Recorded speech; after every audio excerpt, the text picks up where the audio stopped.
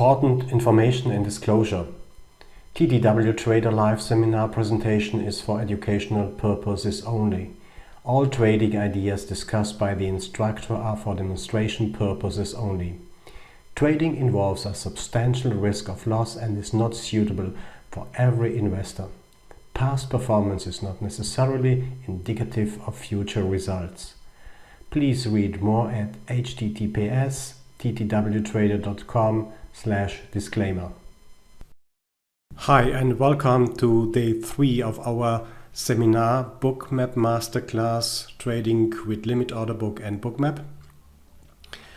Before we continue with the sweeps, I would like to add something to liquidity.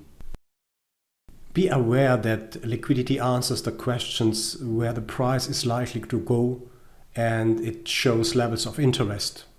As we discussed yesterday on day 2 in our seminar, liquidity acts as a magnet. It's a source of energy. But liquidity does not answer the question where to put my money blindly on and in return expecting a high probability trade or return.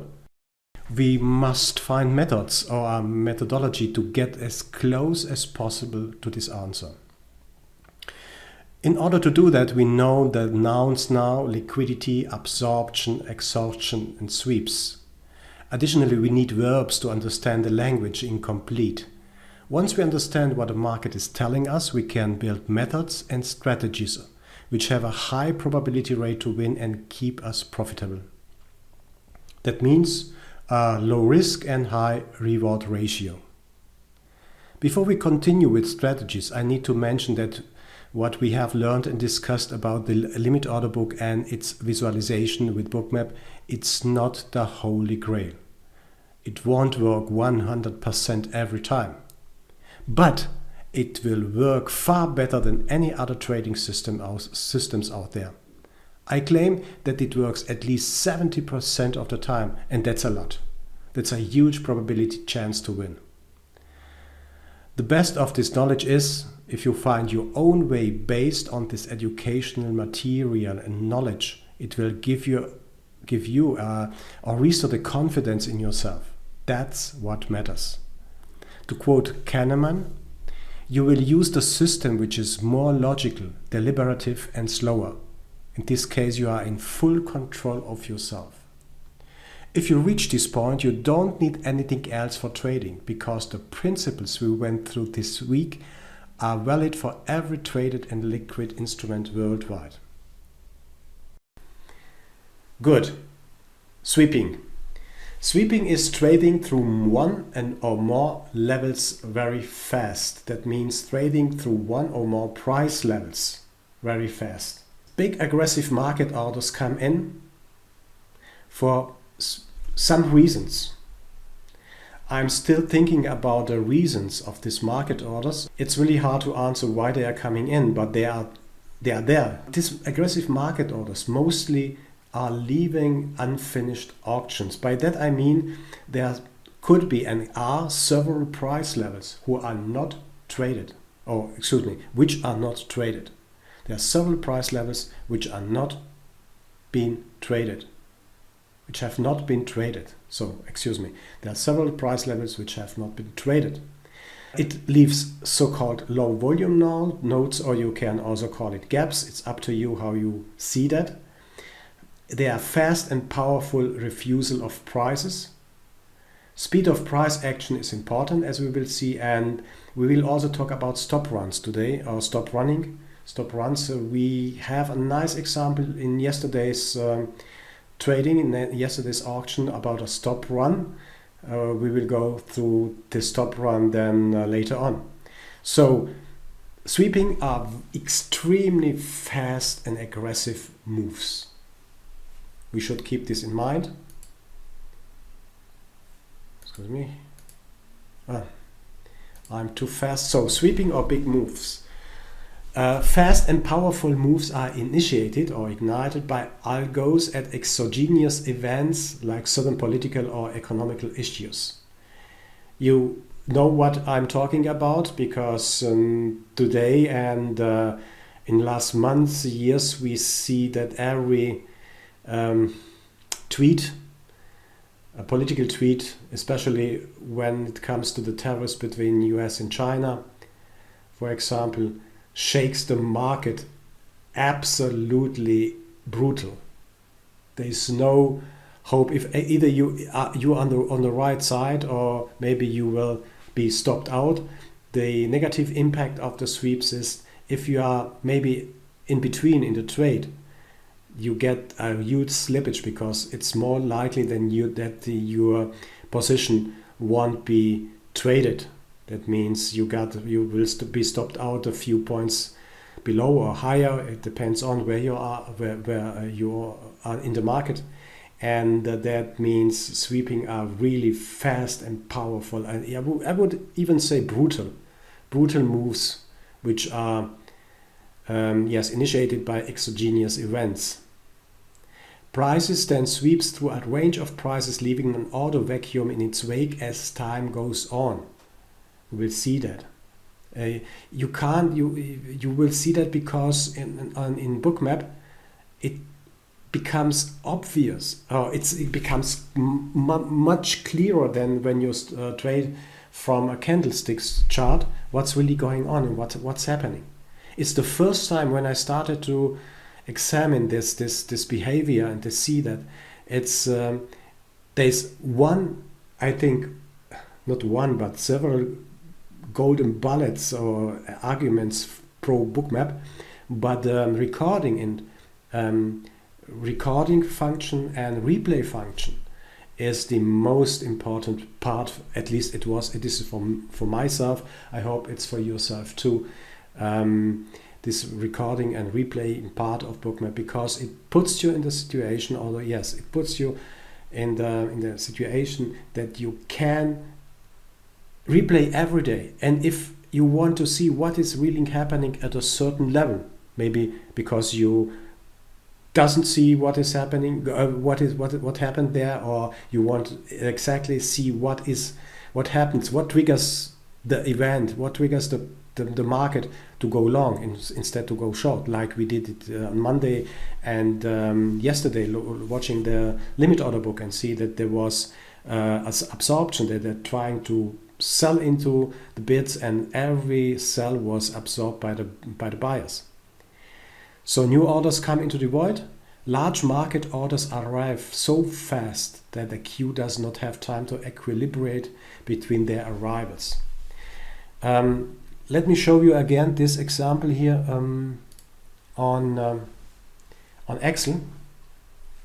When we are talking about a queue, then we are talking about queues on the limit side here, on the ask side, on the bid side. So you can imagine if we split the 16 orders here, then you will see a queue of orders, as we talked about the prioritization of the orders. So when you look very, very closely, and if you zoom in, if you look at the 16 orders under the microscope, then you will see one is sitting in the front. This is the priority 1, and 3 are sitting here. Then we have 4 sitting here. Then we have 2 again on the 4th place here, and so on. So we have 4, 10, and maybe 3 here and 3 here. That's the queue. So if you want to trade and you put your trade on the limit side, you will be assigned a queue position, and you have to wait until you will get filled. This is the first in, first out principle of the CME. We talked about FIFO on Monday.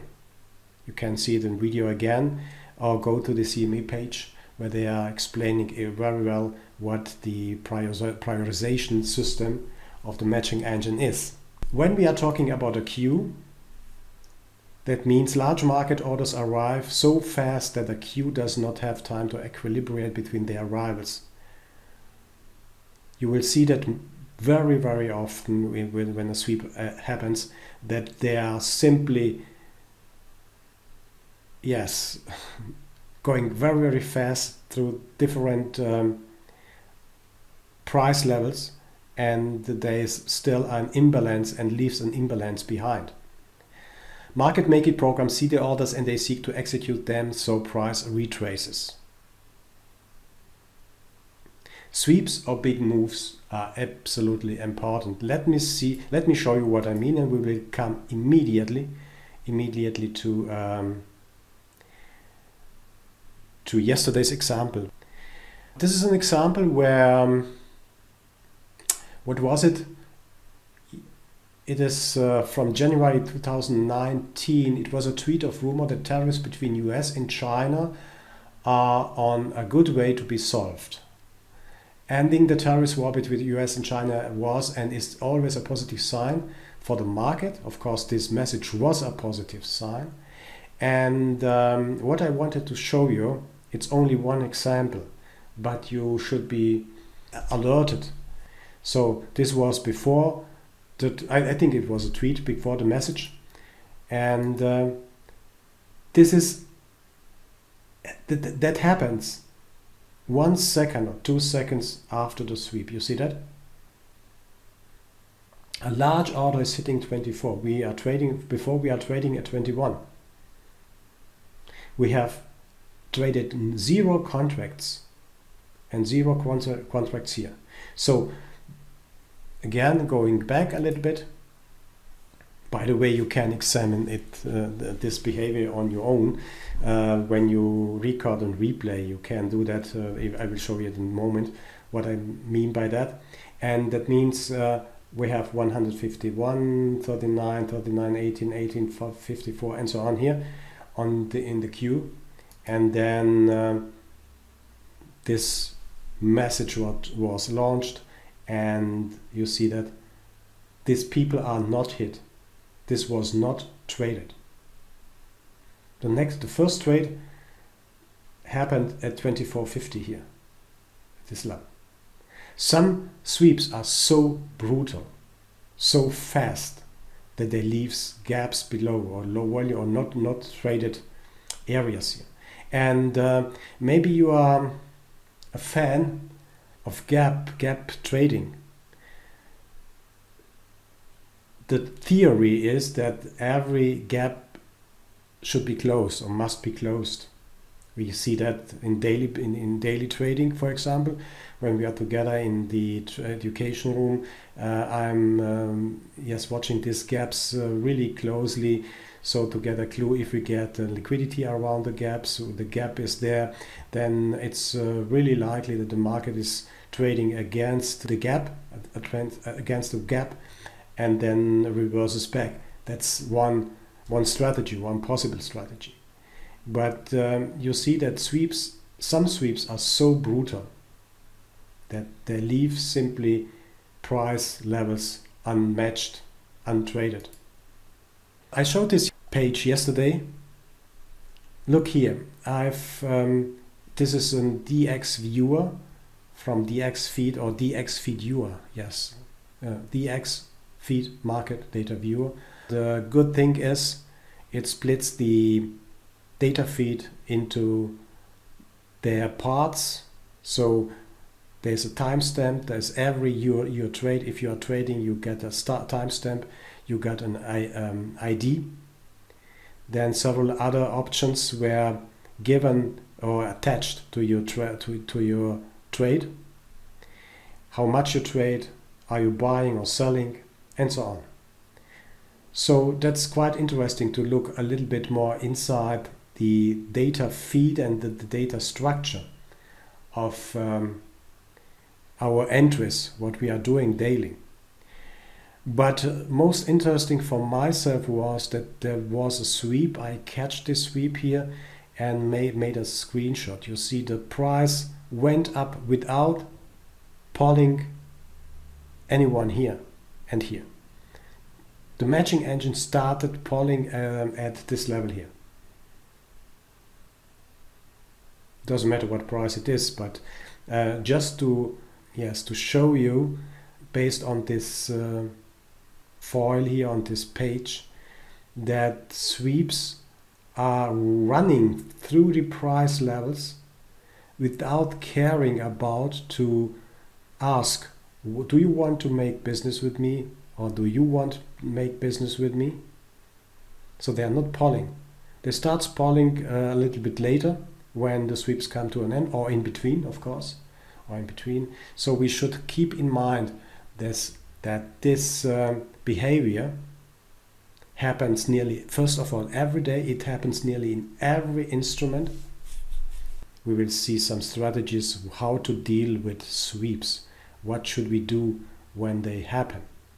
I would like to show you that sweeps are very fast moves, and they leaves a lot of prices untraded. There is no trading here on these prices. They lift the price extremely fast up. This is the same trade from January based on the how to say, on the trade tariff announcements of Trump, and you see how the market reacted. This is one really brutal one. There's no chance. If you want to trade this one, you got no fill.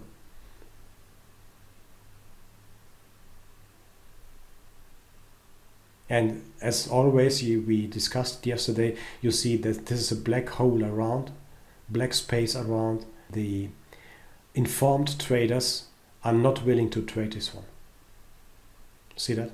Liquidity comes back later, as every time when similar events happen. So it is really hard to trade this. It is not, even I would like to say, it is not tradable. We have to wait until liquidity comes back. Let's go to the scheme of the sweep. We have here our offer side. Okay, 32, 24, 16, and 20 contracts. We have below 15, 18, 22, and 34. So we are trading at the best offer here. And suddenly 15 contracts, aggressive 15 lot sell order hits the bid. And what happens is very obvious, that they are selling everything below. So they are sweeping through and leaving a vacuum here on the way down. You see this?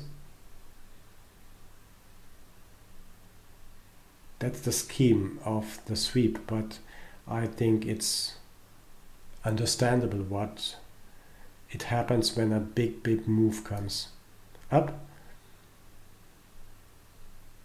The advanced concept, we will talk about that. So now, the point is, what I would like to discuss with you every time we are going through this sweep and to the strategies. You know, we have a Pavlovian reflex is a kind of conditional behavior. So sometimes we are used to jump on the train or on the move because something happens. It goes very fast, up and down. And then we act with a reflex and try to jump on the trade. That's a Pavlovian reflex. That means we are used to trade breakouts, for example. Whenever fast move goes through the level, we jump on this move without thinking.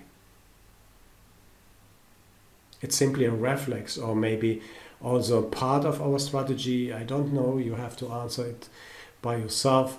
And we hope then that this move goes further on, that there are enough people behind us who are supporting us, or who supporting to move, so that we are in profit. If we are trading with this reflex, for example, we are conditioned to do something, to see a candle is jumping up, and then we simply join this move. It happened to me very often in the past, and especially in the first trading years, because I didn't know what is happening. So I thought, when the move is so fast and it's going in one direction, there are a lot of pressure in the market. I have to join the move. At least I hoped that this move goes 10 points away, so for my entry position to be, yes, to get the profit to cash in the profit very fast. But this is not true. This is simply not true. You will see that in a moment. Sweeps can be successfully be traded. That means if we are trading and talking about the sweeps, as we must trade sweeps against its direction. At the end of the move, really you will see it works more than 70%. I did a measurement based on a 1 month ES. I've got a little bit higher number for myself when I just only, I didn't trade, I just examined the moves statistically. They were good for at least, in my examination it was 80%, so something around 80%. I would like to say, not to exaggerate this one, but say they are working for at least 70% of every trade. And that's a huge number, guys. That's a huge number, ladies and gentlemen. This is a huge number. 70% to be on the right side, it's an extremely good number. I would like to go through the yesterday's example, and I would like to go through the yesterday's sweeps. Happened at 5:30 my time here, around here. This is the one I would like to talk about. Good. So please be concentrated. It's an exciting example of yesterday's event. As said, it happens around 5. Look here, this is the timestamp, 5:36, 37. What I'm doing here is I would like to jump into the 5:36 time now. What I have done is I have double-clicked in the market order column. I have double-clicked in the volume profile here. And as well I have double-clicked and cleared the quote center column here. Okay?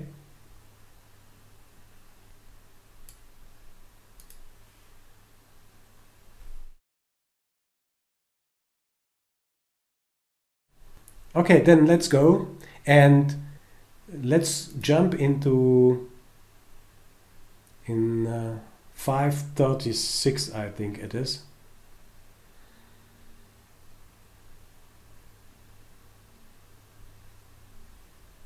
Just make it a little bit faster. You can jump into the timestamp and then select the second you want. And I have the normal, switch back to the normal speed. Let's start again here.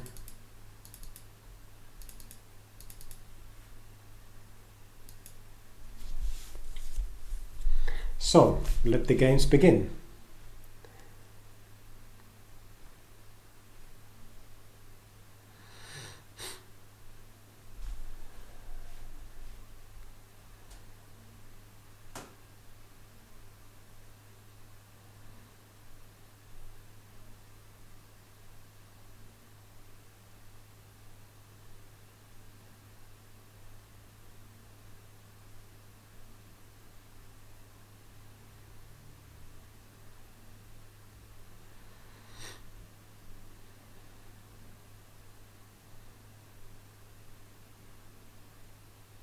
You see an innocent market at the moment. Nothing unusual.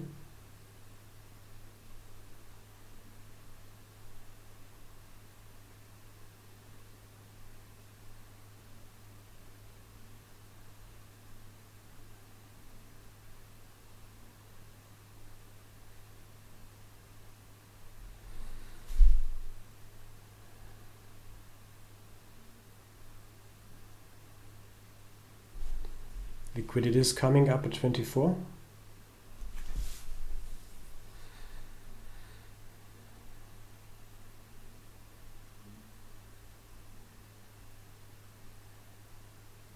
I mean, nothing is indicating that something is going to happen.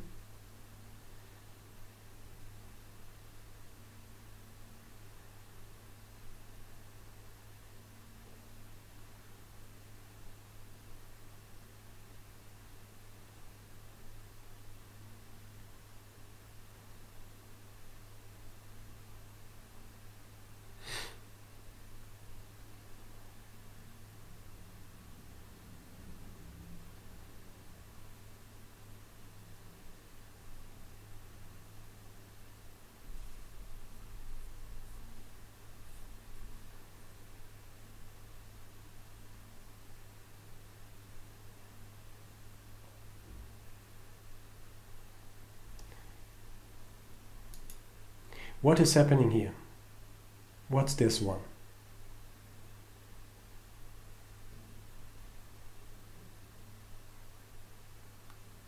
Full liquidity on the bids. Yeah.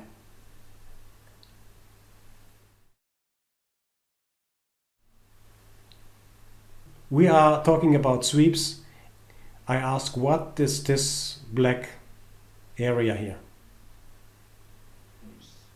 The black ball is no liquidity. Yeah, absolutely. Yes. They pulled liquidity. Let's see what happens. What happens after this? And by the way, this is also a part of the language of markets language, because it seems that other people knew more than we. Keep an eye on that one. Let's continue a little bit. We can go through this slower then, but let's see what is happening here. You see these green bars here coming up?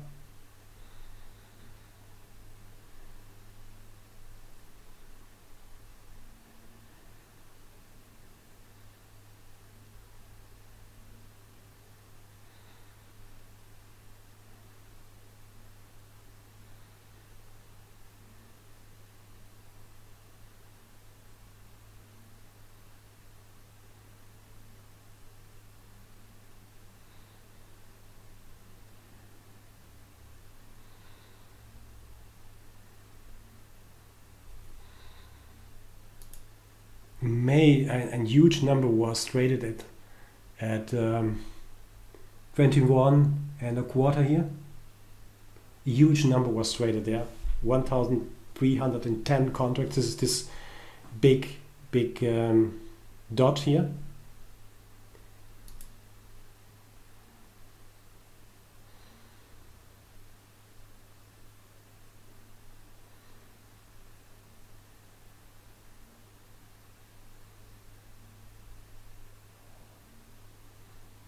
Don't know whether it stops here, but you see following. First of all, we will come back to them when we are talking about strategies.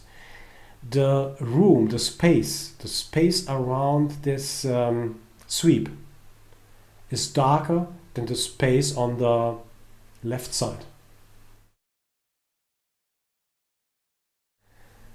This room is, or this space here is darker than this one. And every time when this happens, a lot of people who are professionals, every professional cancels his limit size. That means we have less liquidity, in this case on the bid side. Even on the ask side, we look here, we are talking about 100, 200, 100 and 200 on each side. You see that? So this is an indication that the market it is not in balance. Then have a look here, please. Have a look at the volume profile. I have reset that both the quote center here, and the volume profile.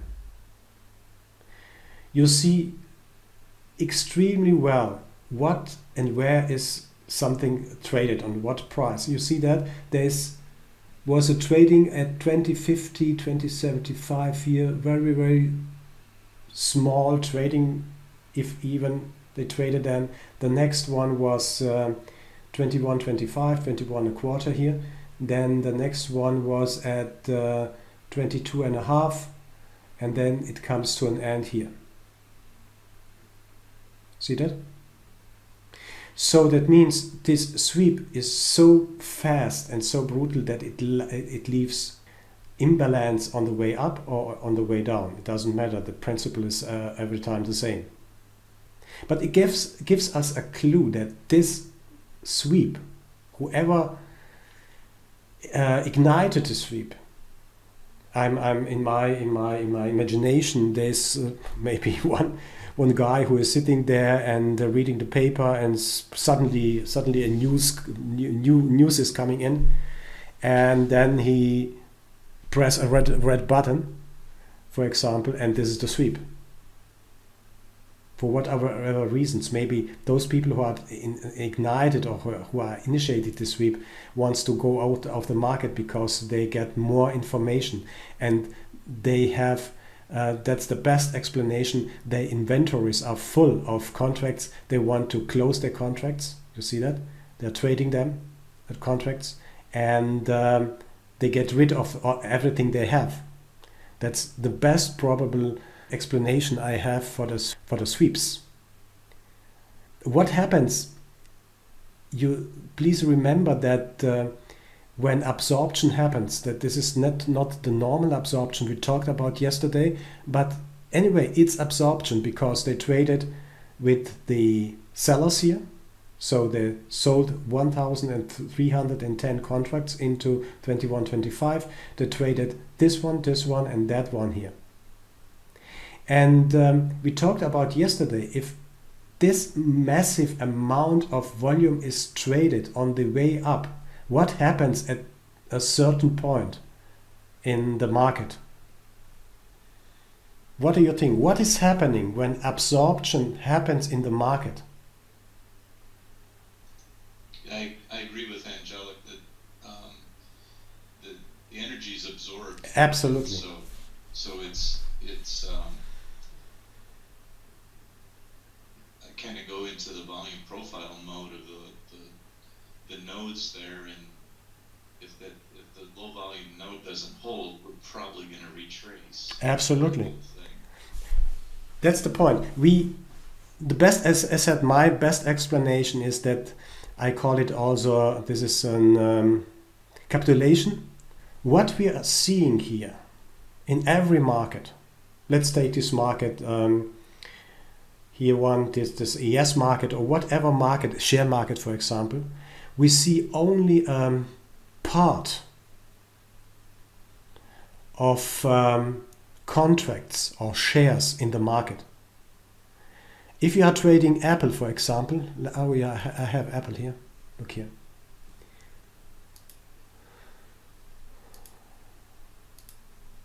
So if we are trading Apple here, and you see this huge number sitting here, 15,000 shares traded at 66 and 83 here. We have 11,000 shares sitting at 66.90. We see only a fraction of all available shares of Apple, of Microsoft, of Amazon, whatever company you want to name here, but it doesn't matter. This is only a fraction of all available share of this company. It's logical, absolutely logical. We don't see all shares of Apple into one in one exchange where this product is traded. And the same is valid. The same is valid for every future contract. We see only a part, maybe sometimes only a fraction of all available future contracts for ES, for the treasuries, for oil, for example. You should keep this in mind because this is really, really important. Therefore, we are talking about iceberg orders. Let me add, maybe, I don't know whether I have, no, I don't have added the iceberg detector here because it's, from my point of view, not usable for my trading at least. You see that we have icebergs all over the chart, the trading time. So please keep in mind that what we are trading here is only a part what is really available. It's not every contract available in the market. A lot of people who are in charge of moving the price, they are trading 100, 200, 300, 500 lots. And in order to get these 500 lots filled, they need time. First of all, they need time.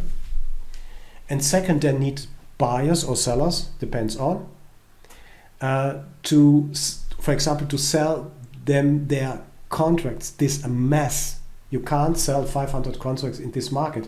You know what happened? This will bring down all prices, or vice versa, bring up all prices. That's very logical to understand, isn't it? First of all, if we are thinking about that this is only a part of the available contracts here. It doesn't matter whether we are talking about future contracts or we are talking about stocks. It doesn't matter, because we only say a portion, a part of what is available.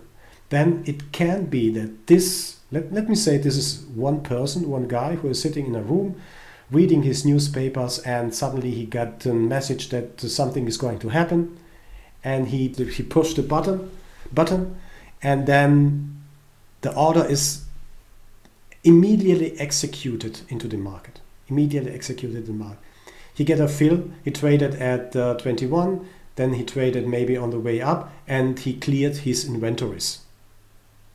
Maybe he's done now for this trade, and he waits for another trade then. That's maybe this is one of my explanations how I try to answer the question why it is not important, but at least for myself it's important to get a picture of what is happening on the way up. Yes, it's the same one. You see that?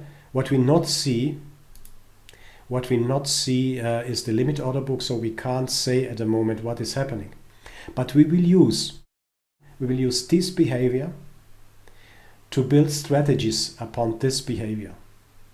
Either you are long, you are a lucky guy, you are long, and you got your, I don't know how much this was, this 20, 30 pips, or not pips, but ticks. Anyway, it doesn't matter. Then you are long and you get your target within a second. Close your PC, enjoy your life, enjoy your time, and do anything else. Or if you see that you're not in, wait. Simply wait. You will get enough chances to trade, or to get this, to get the opportunity to trade this. The only problem with sweep in a crude oil versus sweep that you just show us is the speed. Yes, it is, but it. The ES was kind of like the gentle. You can still react. This one, no. It happens in like literally 2 seconds. Yes. Absolutely. So also, if you are looking, this one are really this was, as you said, a gentle one. So it happened, but it was already, look here, maybe 1-2 seconds, and a sweep. Let me say that and stress it again because it's absolutely important. A sweep is described by a 90-degree move. 90-degree move. Maybe it is 88, 87, 89, whatever. But let's say a sweep is always, let me show you that here. Can I? Yes. It's a 90-degree move. You see that? So this is one characteristic of sweeps, and we do not jump on board here. We do not. But by the way, it's questionable whether you will get a fill here. But anyway, we do not jump on board. We do not follow a hidden reflex or whatever. We don't do that. We wait patiently until this ends, and then we will have a look what we can do then.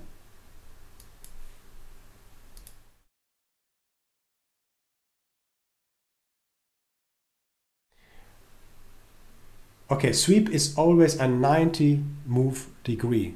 Please keep this in mind. Let's see what happens next.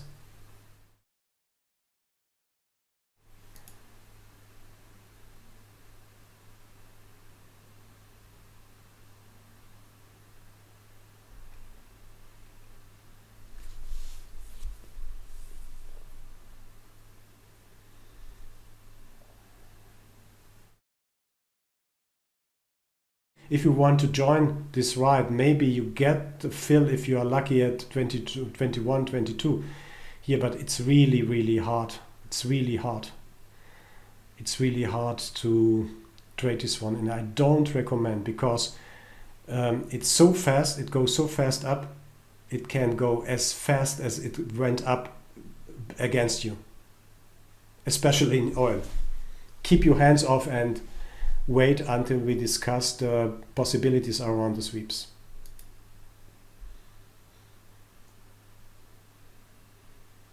Let's do it a little bit faster now here.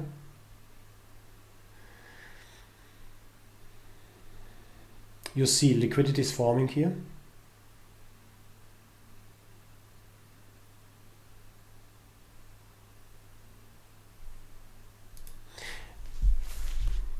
Let's do a little bit of practice here.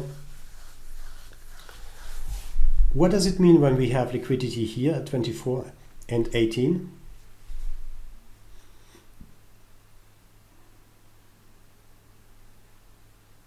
We're bracketing. For example, bracketing, what is the price likely to do? Go to 18. Yes. So this is our, yeah, excuse me. Well, how much is in the book at 18 and then down at 645. No, before that, that very dark red before the sweep up. Can you, is it like 1,000? Where do you mean? At price level 18 to keep going north to the left. Yeah, that area there. Let me see that. Just a moment. Let me see that. No, it's 783. Okay. Because it's interesting to watch this guy come up from the bottom. He started down at 12 or 10. And if you look, so see him down there at 12, and I think he was even down at 10 earlier. Yes, he was. He was down at 10, then he moved up to 12, and then he moved up to 16, and then he moved up to 17, and then he moved up to 18. Yes. Yeah, absolutely interesting. This is called either he is chasing something, or he is spoofing something, spoofing the market. You know, that means he is lifting his intention to buy. He is showing his hand. So what he intends to do. So the only point is you have to know. You have the software, the data, to see what the poker player is doing. If you are going, let me show you that here.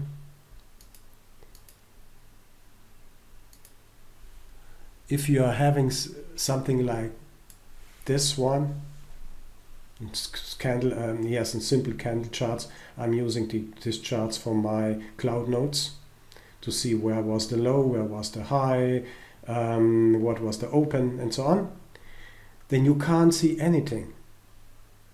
On the other hand, we have today's software which are plotting also liquidity in, but this is also highly questionable, because in order to get an accurate, more reliable result, you have to have the data feed which is providing the best possible data to analyze, to get this analysis done here, or to get this analyzed and to understand what is happening here.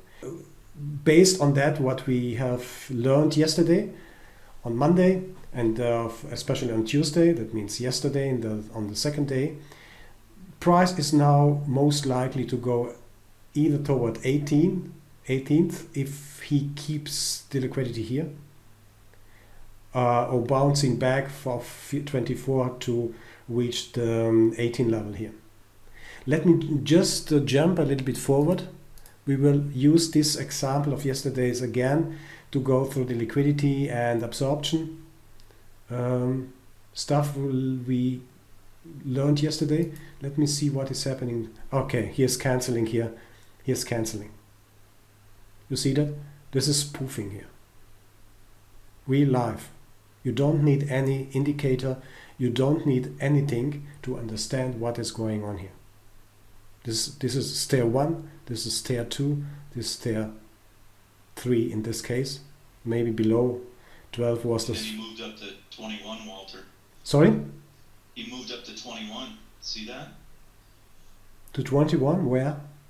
Yeah. So Where? so see where he pulled at 18. If you go straight up, Oh yeah, yeah that. Yeah, I see that. Yeah.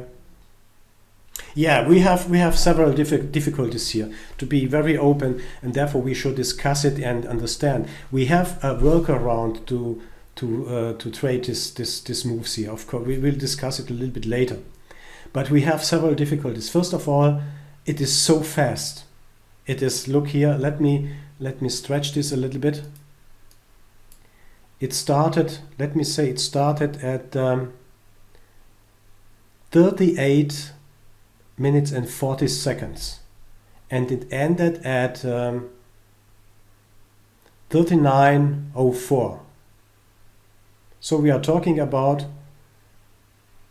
25, 20, 24, roughly 20, 24, 25 seconds here. We are talking about 20 seconds here. And that's a very gentle move. A smooth move. So you have 20 seconds to join the move and to exit. But the second difficulty with this sweeps is it's really hard to say where this moves end. Where's the end of the move? Is it here? Is it here? Is it here? Really, really hard to judge. Really hard to say, okay, that's the end of the move. We have two uncertainties here. First of all, the speed of the move, and the second is that we don't know where the move ends. These are facts. We can't ignore them. These are facts. We can't ignore them. Either you are brave and you have enough money in your account, you can say, okay, this is a sweep, I have to go against it, and I jump somewhere here on the move. It goes against me maybe 2, 3, 4 points, and then it comes back, and so now then you are profit. But wait, we have maybe other ideas how to trade this one. I wanted just to say, to see here whether this sweep is going to touch this one, but no, he cancelled everything. He was filled here. He was filled at 21.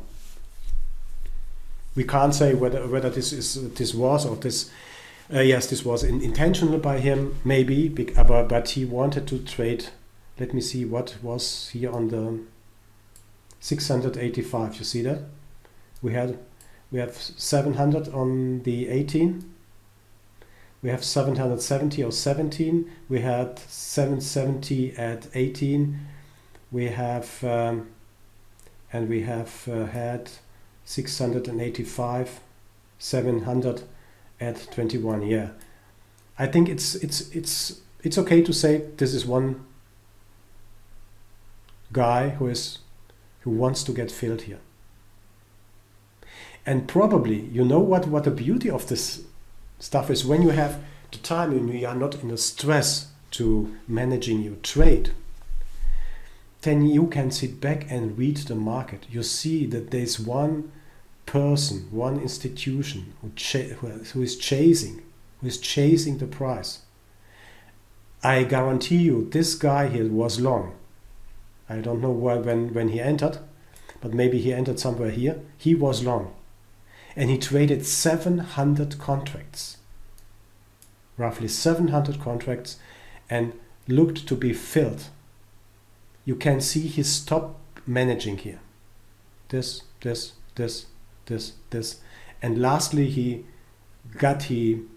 closed his trade here at 21, in the 21 area. What was it? 21 even. Impressive, isn't it?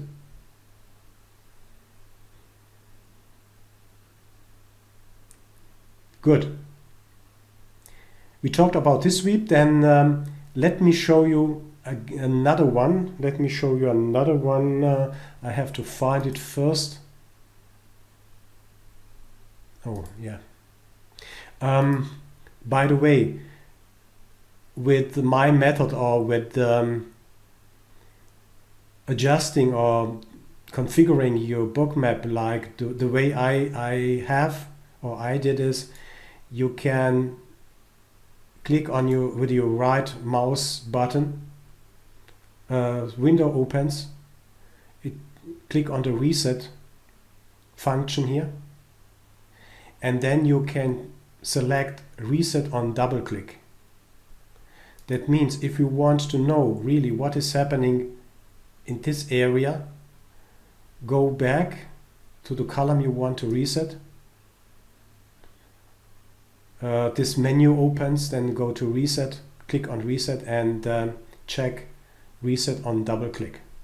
So you have a good control mechanism if you want to go deeper and understand what is really going on here to start to make your studies.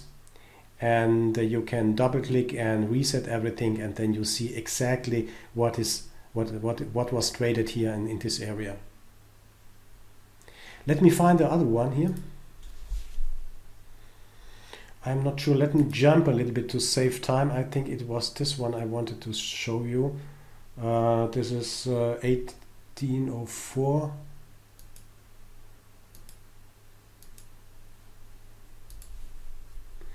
You can also jump in seconds and tenths of seconds if you place your cursor into this timestamp here over there, and then click gently on these arrows. So let's see what is happening here.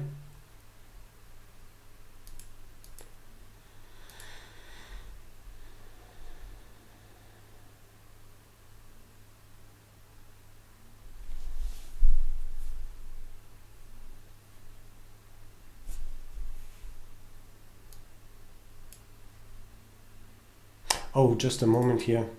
Let me reset the numbers also here.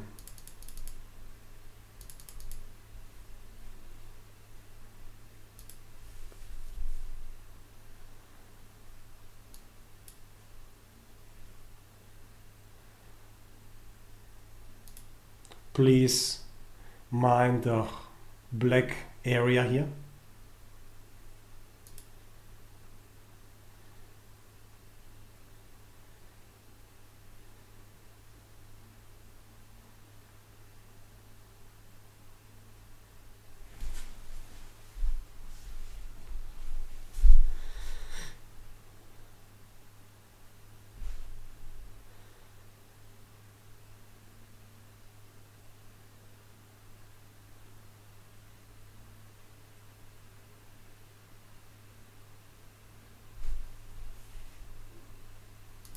You see that?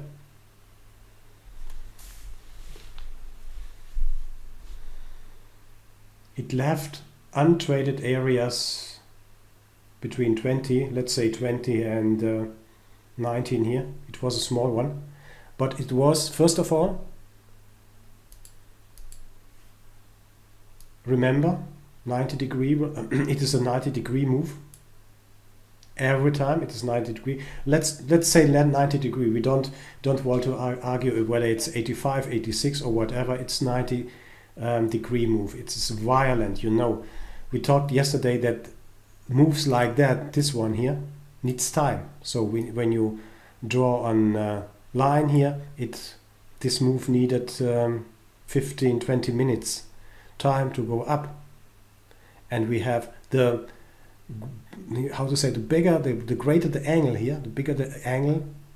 That means this is a small one, maybe 45 degrees. When we have 90 degree angle here, when we're talking about it, this is a very, very fast move. That's the time factor. Don't underestimate time as a trading opportunity.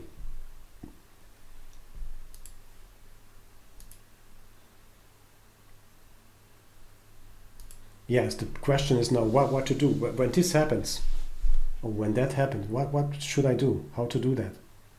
Or what to trade? Jump on board? Maybe you got a feel here if you are short 1850, and I bet this is the worst idea you want you will have.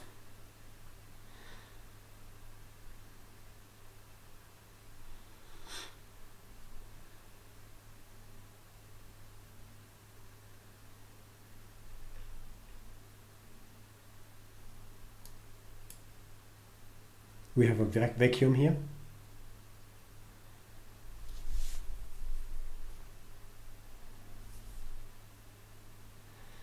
It's not closed yet. Closed, yes. It's not traded now yet.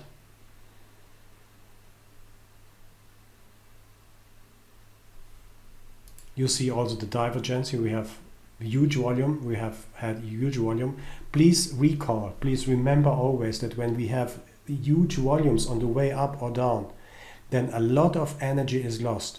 You can choose your own word for energy, or maybe you have a substitution for this expression. It doesn't matter what you use, but please mind that big volume areas are always subject to be subject for a correction. Big volumes area are subject for correction. See that?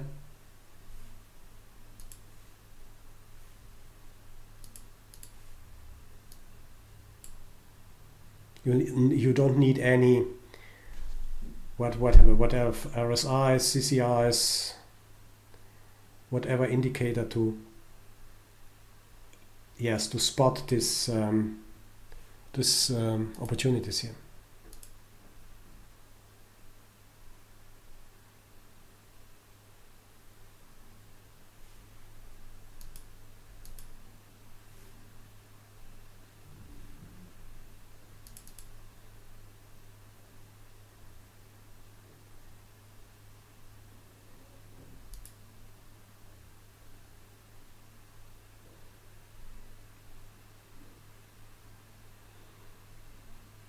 This was a wonderful example how to trade.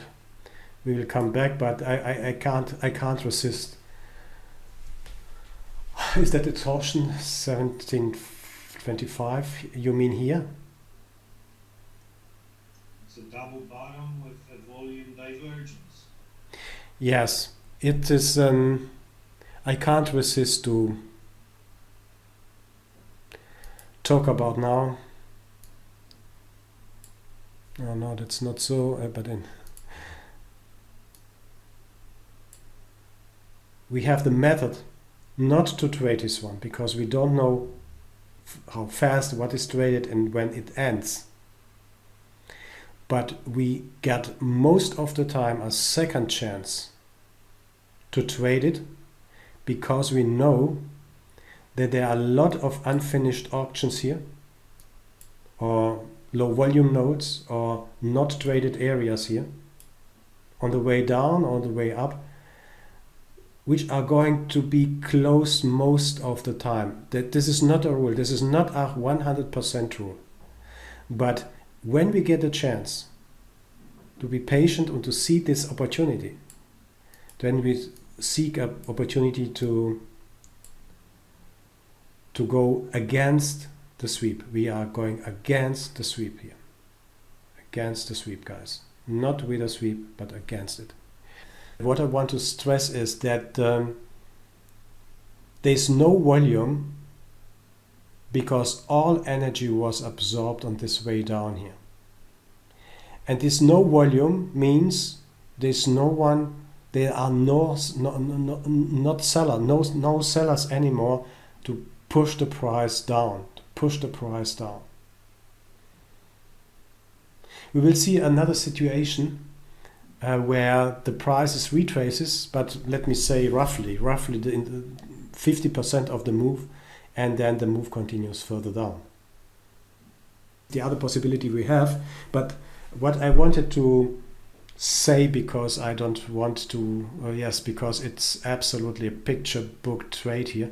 Let me see how this ended.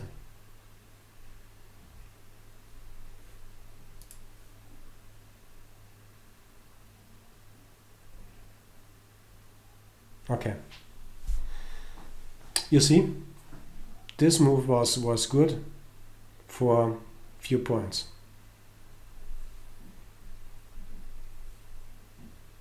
It's not that much what we expected, but anyway, doesn't matter. Every tick counts, every tick. Never trade in the direction of a sweep. Avoid a Pavlovian reflex. A sweep must be traded against its direction at the near end of the move. So you see that there are several examples, and let me talk about that again in the strategy section. I think the live example from yesterday's live example was impressive enough to understand what a sweep is and what happens in this during the sweep and how to trade it.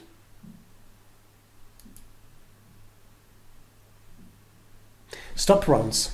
Stop runs are part of the sweeps. You will now and then see stop runs, stop running. That happens when a lot of people are in the same selling or in the same direction, and suddenly out of nowhere, absolutely immediately, a sweep happens to the opposite side of the move. You will see that the stop runs are 1, 2, 3 points. Very fast. It's a sweep. It's sweep up or sweep down. It doesn't matter. And this triggers the stops. And a lot of people are immediately out of the market, and the stops are triggering, of course, the opposite side of the move. So stop runs are bottom or top formations that shoot beyond an absorption level to trigger stops in the immediate area of the absorption or breakout. Stop run triggers stops which are immediately executed at market. This triggers a fast counter movement which is intended. It's a slingshot move. Sweeps are the most causes for stop runs. We had yesterday one. I would like to show you this one. Let me find it first. I think it. Let me go back to 47.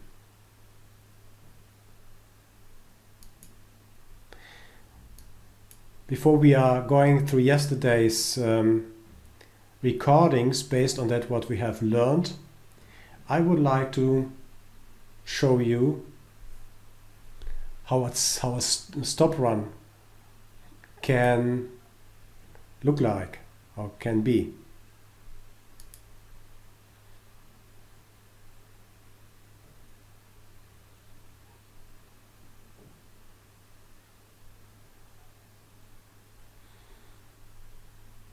At that moment here,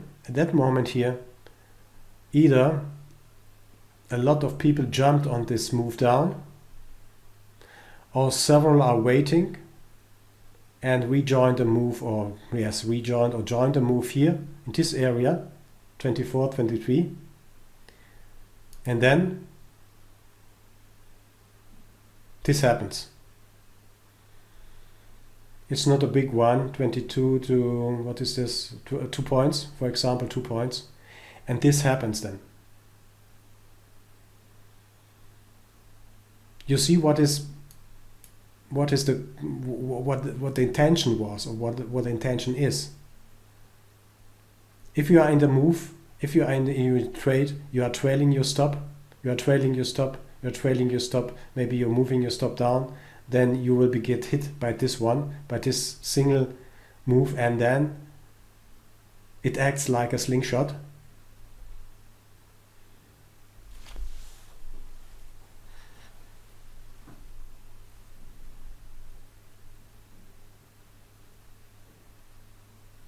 And leaves you, when you are stopped, when your stop was triggered, leaves you alone in the middle of nowhere, because you have been right, everything was fine, and stop run happened, took you out of the market, triggered your stop, and then the move continues to go further down the direction you have planned, and so on. Also, let's have a little bit more inside look at this stop run. It's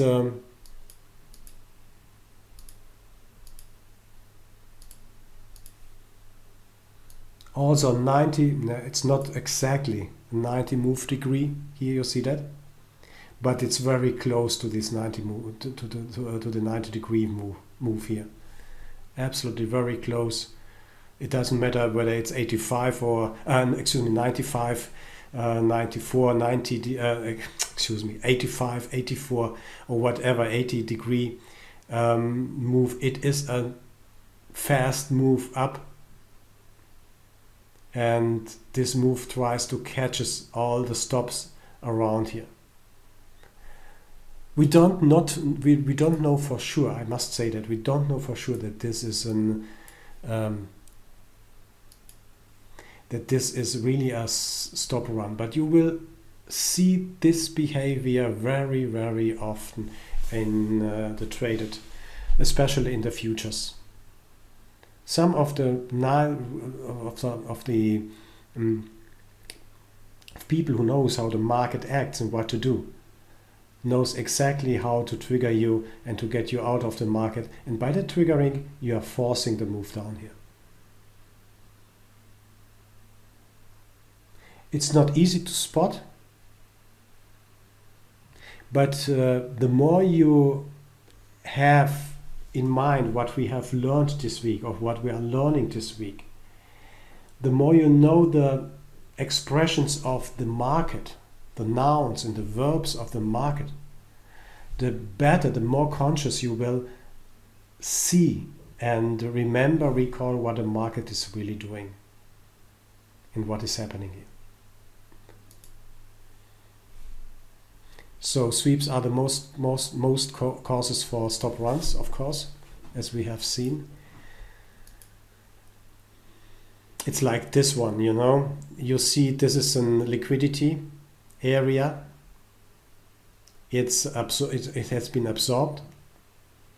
Then they are going against you again. It goes your way, and you are sure that this market is going further down.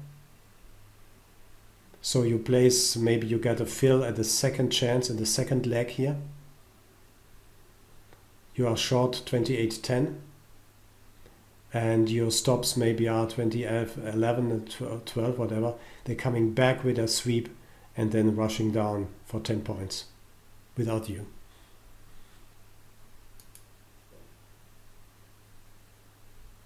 Yes, also this one could be classified as a stop run, but I don't want to put my hands on it because this is just overflow of this liquidity and absorption area.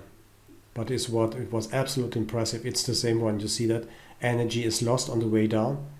Look here at the volume.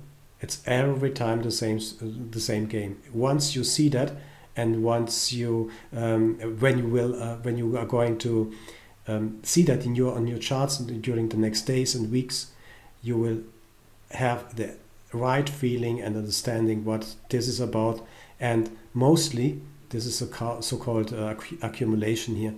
They are trying to buy at those levels here around and then bring the price further up. Okay, great. Now we have talked about liquidity, absorption, exhaustion, sweeping and stop runs. What we will do next are the confirmation indicators. That means these are the verbs of the market: order book imbalance, pulling and stacking, spoofing, channeling, book flipping, quote stuffing, icebergs or iceberging. I think the most of these verbs we have talked about. So that means we will go through them to complete this chapter, this topic about the active and passive indicators. Do you have some questions so far?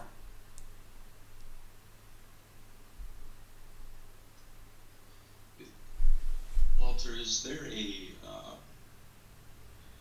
do you really know the difference between a sweep and a stop run until you confirm it with the indicators? Does it matter?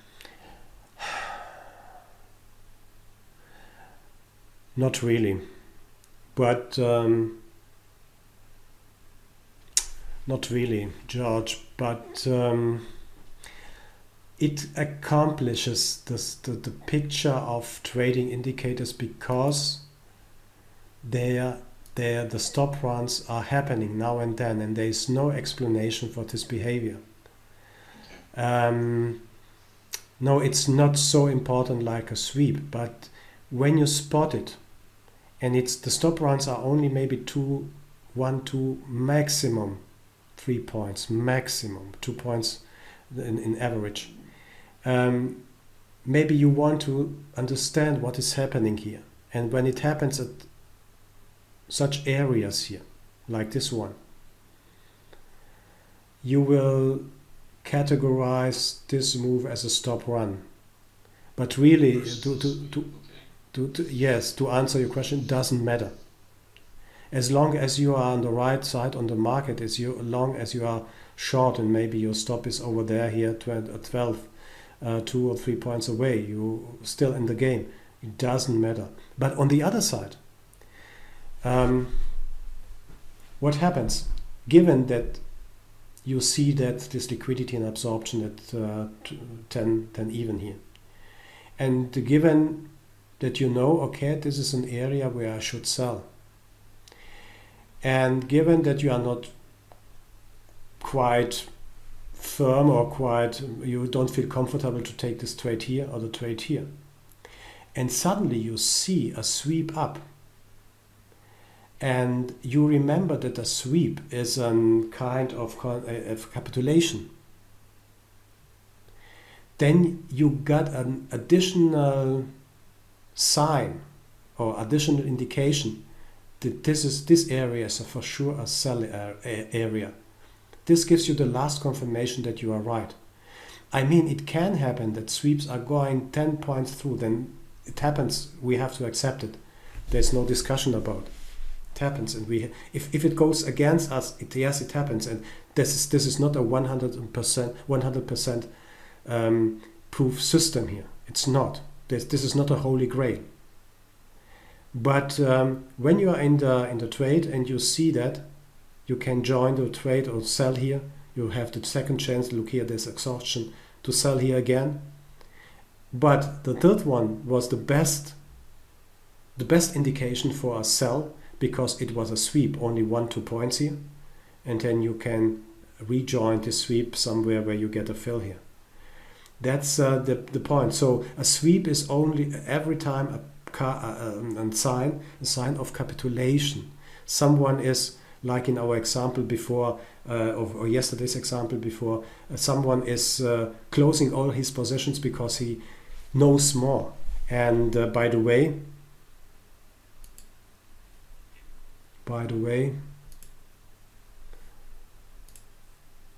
so this was our sweep, and if we say a sweep is a kind of capitulation, then he emptied all his inventories. Look, I've mentioned it, I don't know when, maybe in the last seminar.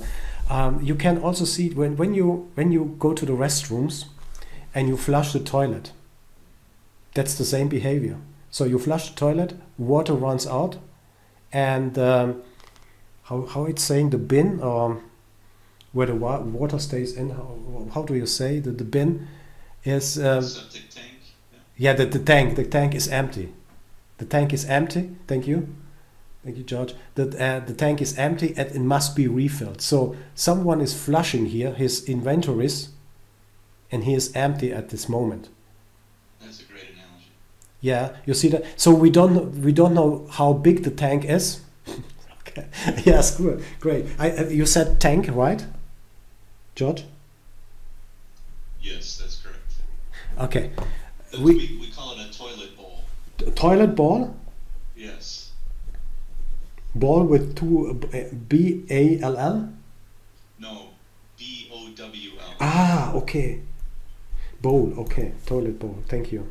I was looking for this expression, but yes, toilet bowl. Imagine this toilet bowl, so you flush it, the water runs out of the toilet bowl, and there's nothing more in. You see, there's nothing more. What can happen? On the other side, this size, the length of the sweep between 20 and 25, depends on the size of the toilet bowl. It can be a small one, like this one, 20 to 18, 2 points. It can be a big one, between 20 and 25. I noticed also in the opposite of the sweep, the liquidity comes out of the book also. I don't remember if I saw that with the stop runs, but both of these sweeps, that one up and the one down, you can see the liquidity comes out of the book from, for instance, the bids on the sweep up and the offers on the sweep down. Very good. Did that happen with the stop runs? Right, an excellent idea. I have to put it on my... No, it doesn't. I think it was before here. When I go to the other examples, I don't have it, but there's a little bit liquidity here, so it's not so obvious as with normal sweeps. But it's a good point. So maybe we should consider that the liquidity characteristic of a stop run too. But as I said, and George mentioned it, I would like to say it's important to know, because such small sweeps can trigger stops, and stops are triggering the move. So keep in mind, but it's not, and therefore I'm maybe put it also in brackets here. Good. Now confirmation indicators. We want to continue with the passive indicators. As said in my terminology, I said that these are the nouns we are talking about, and now we are coming to the verbs, because they are absolutely important, because they're showing us that we are on the right side on the market. Order book imbalance. We have talked so much about it. It is mainly responsible for the answer, why does the price move? The order book imbalance, which is expressed by the numbers on the limit side here, on the ask limit side and the bid limit side. And you also can measure that in this order book imbalance measurement here. In the studies configuration, there is one point, order book imbalance. There you can adjust what you want to see here above in the order book imbalance indicator. It's like a gauge. There are imbalances on the bid side, there are imbalances on the ask side, and that's the measurement for those imbalances. You can set it in the studies configuration of Bookmap by choosing order book imbalance. Then you can define the price levels up to your price levels. How much levels would you like to measure? 10, 20, or all available levels. You can even set a price percentage from best and bid ask. You can define that the lower half's life is weighted more than the upper half of the 10 of the levels you have defined here, and then you get a result here indicated in this indicator, in this gauge here in the book imbalance. It is really helpful sometimes. We should understand what it is, and order book imbalance is indicated by stacked or cancelled orders on the limit side. Indicates a change of expectation or mood of market participants. Why does the price drop? Because there is no bid, and that's the main reason why prices goes down or prices drops. When everyone is cancelling their orders on the bid side, the limit orders on the bid side is weaker. Remember the way of least resistance, for example, we talked yesterday. You see that also on the visualization part of the bookmap here, or of this of the presentation part of the bookmap here. There is no liquidity here. There is no liquidity there. Everything is trading or traded around here in this area. So this book is weaker on this side and on this side than here in between. High liquidity on limit offer means more resistance. Less liquidity on limit bid means less resistance. That means that is the reason why the prices are going down. And you can also then answer Why does the price move? Simply because there is an order book imbalance. And why does the price rise? Because there are sufficient buyers willing to lift the offer. High liquidity on limit bid means strong support. Lower liquidity on limit offer indicates low resistance. All these intentions are indicated by the order book imbalance. When we are talking about the order book imbalance, please keep in mind we are talking about the limit side, and the informed traders and institutions and the big guys who are playing the game every day, day in and day out, are using this mechanism of adding or stacking and cancelling orders all the time. They show us their hands, they show their intentions, what they are doing, what they want to do by different, by the liquidity they are providing on the limit side of the order book. You see that here in this scheme, in this example, we current price trading on best offer. That means here again 12 contracts, order book is balanced. That means we have 32, 24, 16 and 12 and also below 60, 80, 22 and 34. By that it is balanced because now look here, have a look here. Let's find now, look, it's balanced now here. If you look, the green is 50% and let's say this red one, the ask side is also 50%. Let's see if we can find a strong imbalance somewhere.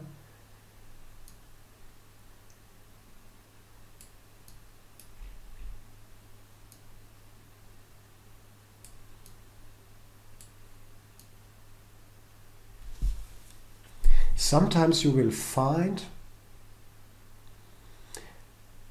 a large green bar going until the end of this indicator, and on the other side you will find a large red bar which is going through all these areas of this indicator.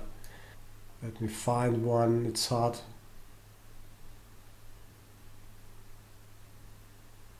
But you see here, at that point again, the ask side is dominating. Minus 13%. That means the last 10 price levels here are higher than the last price levels here. Let me change this a little bit and try all available prices. What do we see then? It's a little bit more harder because it equalizes. The more price levels you have, then the book becomes balanced, more balanced, because they are counting every single level on the way up and on the way down, on the way up and on the way down here. It's much harder to see then. So now the bid side is leading a little bit. See that here?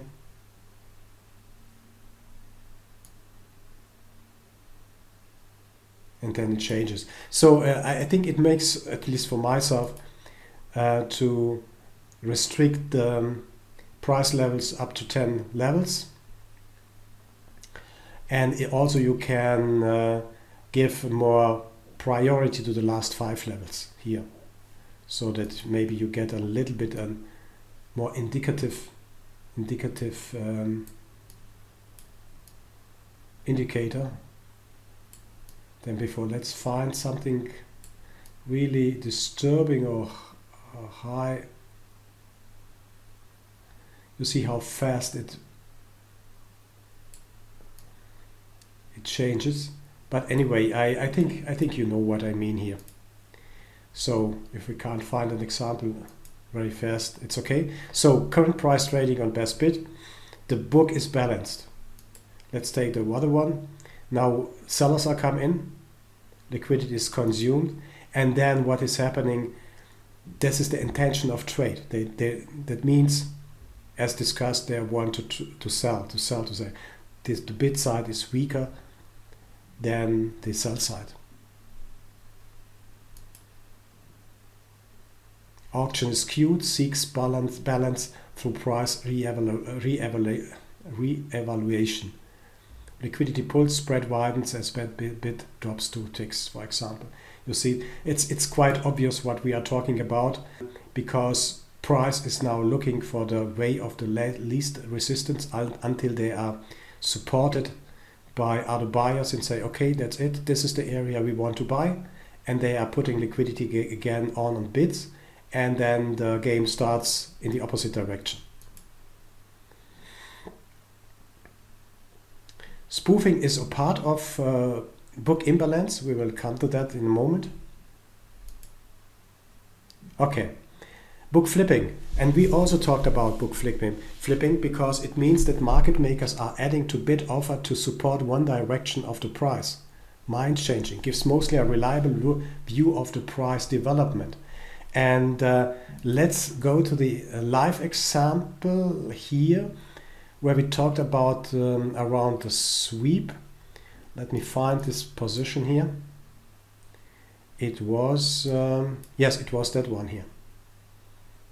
This guy started here with 700 contracts at 12, 14, then 16. He trailed his stop, you see? He trailed his stop. Book flips. Book flips. He trailed his stop. He trailed his stop.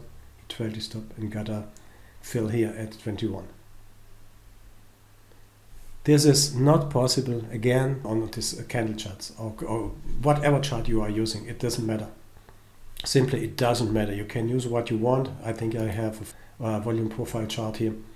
And it's not possible to see that in any case what is really happening here. It was yesterday. I think it was this move up here somewhere. The beauty of this of this view on the market, that you learn to read a market and that you learn to understand the market in real time.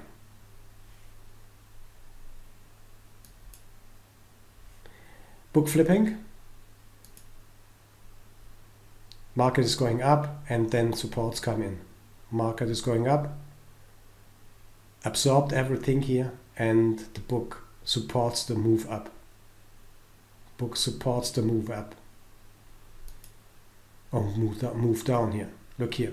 They broke to this level of liquidity here. And then they are supporting the move at this price level here. Again, on the opposite direction, it is very obvious what is happening here. They were absorbed. Everything was out of the market here. But the traders are supporting the move down further and added to the order book here at 44 even.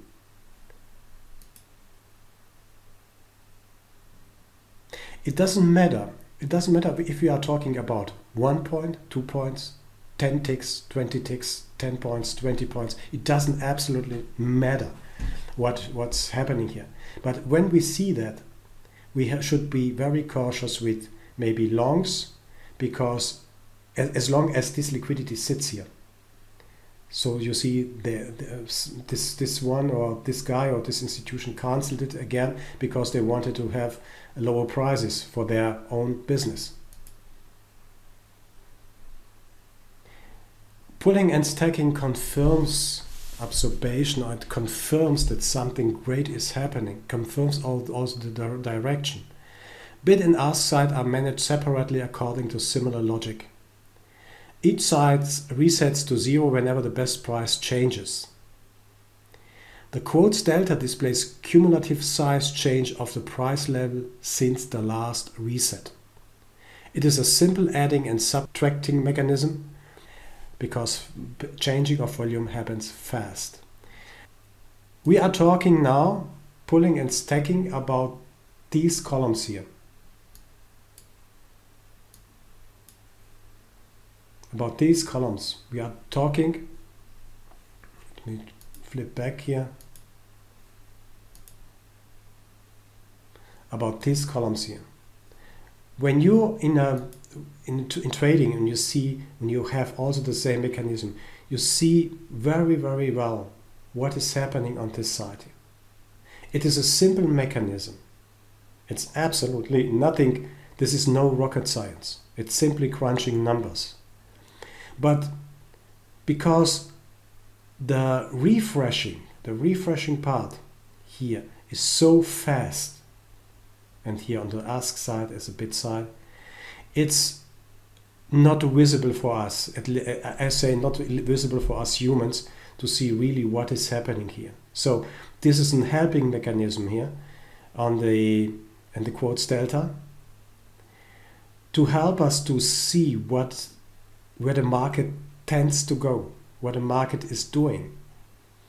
You can see, for example, and you can see not, but now you can see a little bit better that the market is trying to push the price down. You see how they are adding to offer side here. 498 traded now. And they're still pressing into the offer, pressing into the offer. Now the other side comes up. And it is not, I can't recommend to watch this all the time. I can't recommend that, because when you are in a trade, then you want to manage your trade. You are looking for targets, you are looking for exits. You are trying to get maybe 5-10 points out of the trade if you are trading ES. So, but this is going at the edges of the trade, of the price levels, at the extremes of the price levels. It helps you to understand what is really going on there. Absolutely important. So let me show you an example. I will show you a second example then. It is a recording from last year. It doesn't matter. But please have a look just here in this column here. Quotes delta on the ask side and the offer side here. What is happening? The market went up and touched this area here and then creeped up to the next levels, 28.77 here. Okay? And everyone maybe is expecting that they are taking this one, 28.77, and going further up, going through this level of 28.77. Because, have a look here, the quotes delta is strong positive. We are talking about 275 at 76.5 here. And the offer side is weak. Look here. Then have a look what is going to happen here.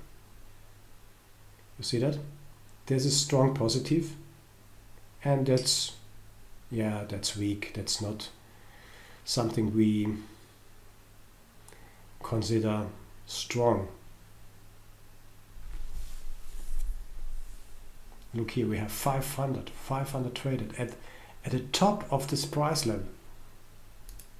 Gosh, we have 500 traded here at 76. This must go through, guys. This must go through. I guarantee you this is a long. Please put everything on green because it's going through this 77 level. 600.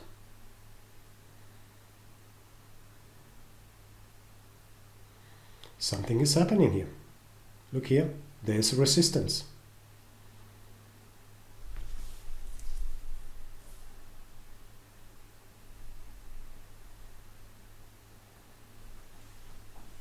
Strong positive, pressing up, pressing up.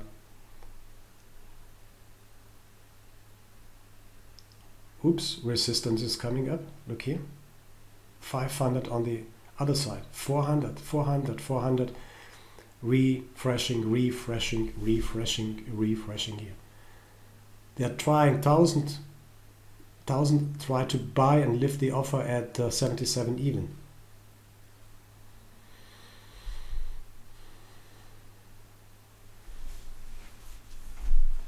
Look here, the resistance now grows on the offer side.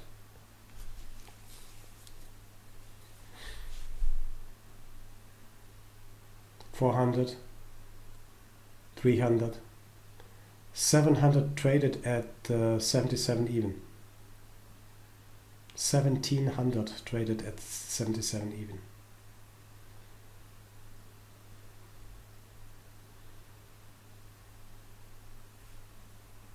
Now, if you have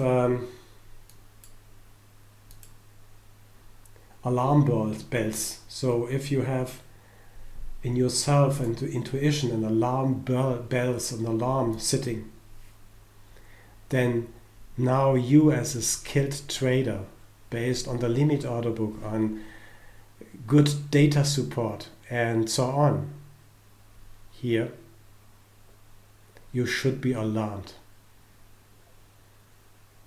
A red light should go on and bust all the time because something is happening here. And if someone is telling you, look here, they are trying to break this, they are going to break, this is a breakout trade, guys. This is a breakout trade. Go long. Look what happens here. 700. Look what happens here.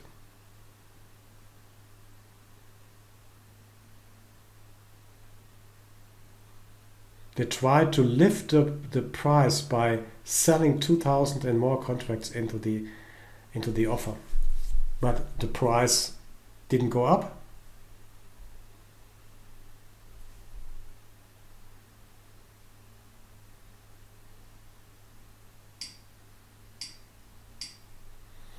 That was my mistake here in the recordings. Needless to say, needless to say that this price dropped down like a stone. I don't know what happened, how much, but anyway, it doesn't matter. It is so impressive. I would like to motivate you to stay with, to have this on your chart if you are trading high liquid instruments. Another example from last week, when you have the YouTube video, this is this one. And that's classical because this is indicating, this is really indicating, and it says liquidity is there. And everyone who is looking at the liquidity, and therefore what I said about liquidity, it's important to know what liquidity is. But it doesn't answer the question, should I put my money on and expecting that this liquidity is supporting my idea and it is jumping or to the next price levels. It doesn't answer the reliability of liquidity. Yes, it's there, but it is those guys who are playing with the liquidity. They are using liquidity to play with you, and you are the victim, not them. They are trying to lock you in here in this area, to lock you in, indicating, wow, we have a good floor. If you are a little bit trained on order book reading and order book trading, then you see that there is enough liquidity. How can the price then go back down? Maybe this 90 level is far away, although in this case it's only 3 points. But look, listen to me, guy. Look, I want to buy here. I want to buy here. I want to buy here. And that's the trap. You can see the intentions of the market participants, of the market chasers, of the market uninformed traders by looking at the order book first. In a high liquid market, of course, it's very, very hard to see that on CL or thinner markets. And you can see that on the quotes delta, whether they're pulling or stacking. So you see, okay, there's liquidity, but this is a huge trap, guys. This is only called distribution. They are selling everything to you. You are sitting there and thinking, oh, good, so I'm in, I'm expecting the next 10 points of this move. And you see silently the liquidity is vanishing here. Very silently.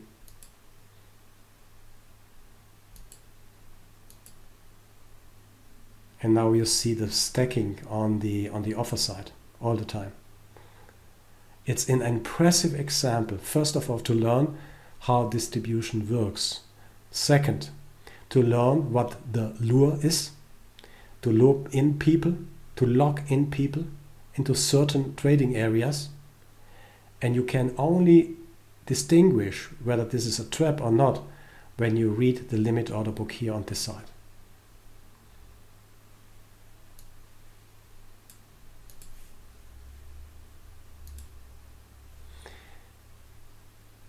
Yes, okay, coming back to quotes, delta pulling and stacking, bid and ask side are managed separately according to a similar logic. Each side resets to 0 whenever the best price changes. The quotes delta displays cumulative size change of the price level since the last reset. It is a simple adding and subtracting mechanism because changing of volume happens very, very fast. Spoofing or layering, we went through this again. Load the book in one direction and remove the orders before execution. Goal is to manipulate the price action, swelling the volume of the order book above and below the current price. Under the 2010 Dodd-Frank Act, spoofing is defined as the illegal practice of bidding or offering with intent to cancel before execution. You will see that nearly every day. Although it is illegal, it is not allowed, it happens. But when it happens, don't think about illegality or don't think it's not fair or whatever. It doesn't matter. It's not a question of to be fair or not to be fair.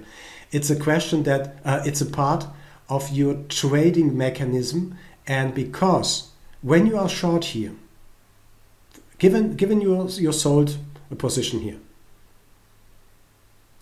then this guy is coming in and spoofing this the price down. They wanted to have a cheaper price to buy or to rebuy. Accept this spoofing or this trailings here as an additional indicator that shows you that the market is coming down, that you are right. If you are short here, it is an approval that you are right here.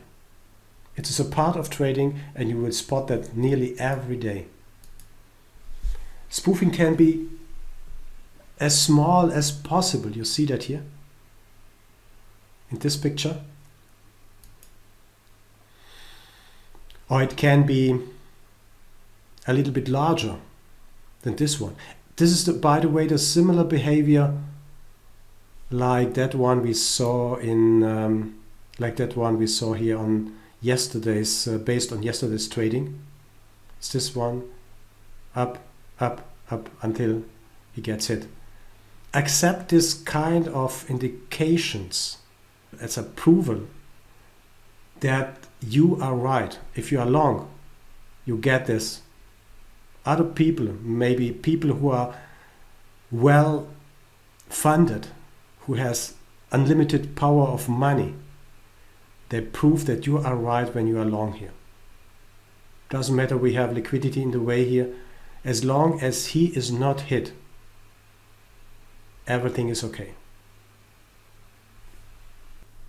Or plotted like a stair. You see, this is like a stair effect. These are stairs on the way up until they get the price where they wanted the price to be. Channeling is indeed really, really simple. Intend to keep the price within a price range in order to get filled on certain price levels. It's the same like, let me show you that here, when you are drawing rectangles. So I don't have a good example, but let's say this is channeling here. It's simple, a rectangle between high and low, and then they are pulling the liquidity at one side on the channel, and the price goes through. Channeling is the intent to keep the price within a price range in order to get filled on certain price levels. Goal is to manipulate the price within the price action within the range. And this is a disruptive practices which is prohibited. All orders must be entered for the purpose of executing bona fide transactions. Additionally, all non-actionable messages must be entered in good faith for legitimate purposes. Channeling like this one, you will see that the interesting point is the extremes of the channels here. The extremes at 77 and 78, for example, shows nearly the same amount of contracts sitting at those prices here.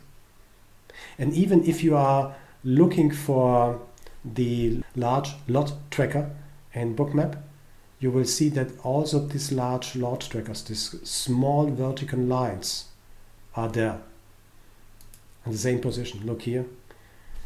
This is the latest one. Yes. We have 800 and 700 here. It's nearly the same numbers. You know, you can trade also this channel or bracketing lines, because when you are coming from technical analysis, then you are told that these are really good opportunities. That means if the price approaches the bottom line, you are a buyer, and if price approaches the upper line here, then you are a seller. You can do this maybe 1, 2 times, 3 times, and then the fourth or fifth, the next trade is going against you because they are breaking out of this bracket. Quote stuffing, it's something I have not experienced. It's part of HFT trading, high frequency trading. Quote stuffing is the practice of quickly entering and then withdrawing large orders in an attempt to flood the market with quotes, causing competitors to lose time in processing them. That means you keep everyone busy because you have a certain intention to do something. High frequency trading in and of itself is not illegal. However, stuffing takes place when traders fraudulently use algorithmic trading tools that allow them to overwhelm markets by slowing down an exchange's resources with buy and sell orders in securities. You can call it an attack on the exchange. It's an attack of external traders, of high frequency traders on the exchange. Only market makers and other large players in the market are capable of executing these tactics, since they require a direct link to the securities exchange in order to be effective. It's really, really hard to spot. I had only one time in my career spotted this one here in the book. It was H9 contract. When you spot this, it's so obvious, you have to go against it, of course. So I said I have spotted it only one time, and I can't add any more to this behavior. When you see that, go against it, because this is a 100% trade. This is happened shortly after the session open. After the session start, you see that. Go against, because it's clear what they want to do, and then suddenly they cancelled everything here. You see that impressively in the book, what is happening here. Now, I would like to suggest I need your expertise on yesterday's market. Let me find the start. Because you are no experts, we need some points more, but I think you can comment on this one very easily. We will start at yesterday's ES at 9:13 EST, that means New York time. So, we will go in the preparation section about the preparation for the day. What happened, I started the recordings at 9 o'clock my time, the pre-session time. The market went up very strongly. It was a sweep. You see how it acted after it flushes the toilet bowl. Toilet bowl was empty. That was the outcome of it. And then the market is starting here. Okay, are you ready? The speed is twofold. Let me do it a little bit faster.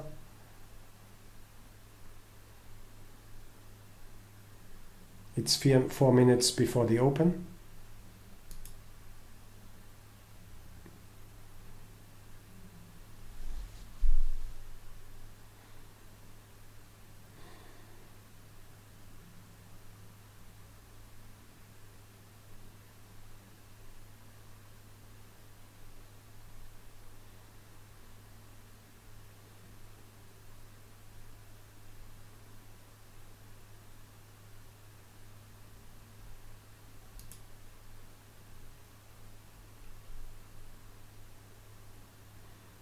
This is the open. Someone flushed the toilet, or is still flushing.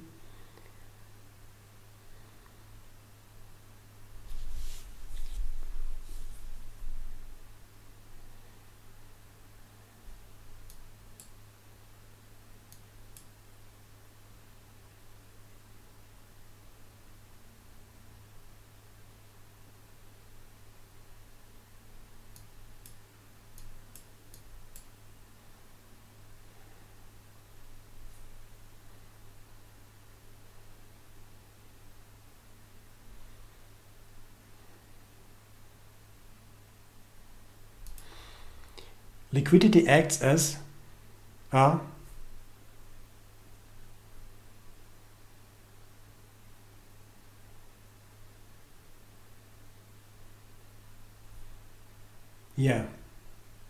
liquidity acts as a magnet. So the price started, it drops heavily down to this area 23.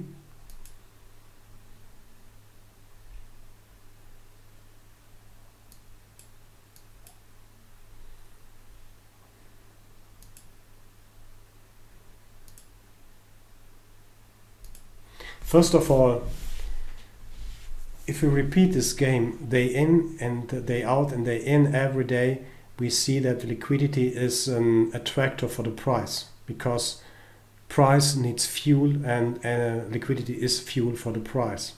Doesn't mean that this will hold and we can blindly take this as an bottom, that because the price is then going up to the next liquidity at 35. Yes. It looks like there was absorption there, and then your play coming up to resistance as a book flip. Yeah. Possibly at 25. Let's see. But it wasn't fully absorbed. No, not here. That was absorbed here. We talk about that a little bit later. But anyway, they are trying to protect this area 23 here. But you see also, let me do it a little bit slower. They are trying to push the price up, trying to press into the bids. But somehow, it was too fast. Somehow, let me go back a little bit. So, and just to show you what I mean with pulling and stacking. If you have a look on this side, you see what is happening here.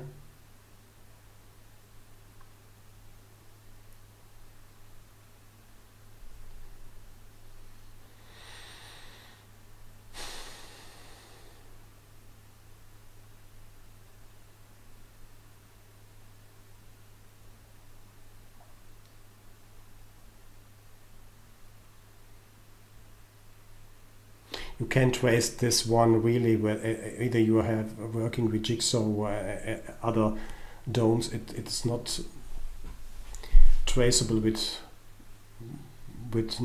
at least with our eyes. It's too fast, and sometimes, especially the open, it works better in the treasuries where you have 1,000, 3,000, 5,000 contracts on a price level. Then you can really follow the numbers. But now in fast markets, like we discussed yesterday, it's not possible.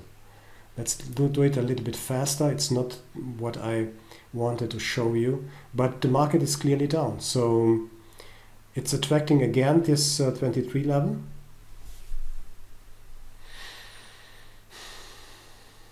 You see the pressure here on the offer side.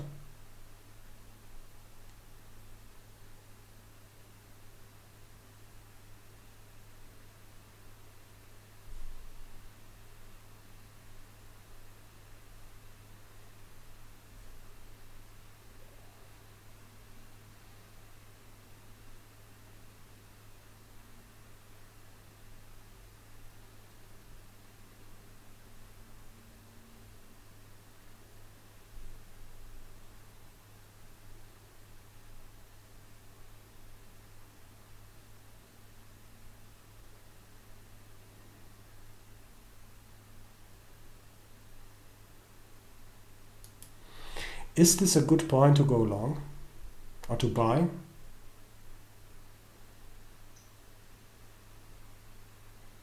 Possibly with the lower volume there, and they did press down and they couldn't get it to break through.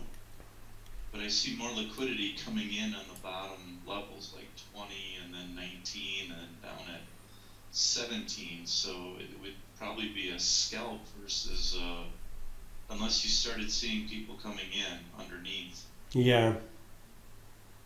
So it is at the moment it is really tempting to go long here at 23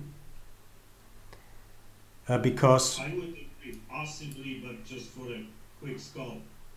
yeah, of course, it's valid because we don't see a lot of resistance above 23 in this area. The resistance sits on 23, 22, 20 and 19. How is that? I don't see a volume at the bottom of this chart. Okay. Where what is the bottom of the chart?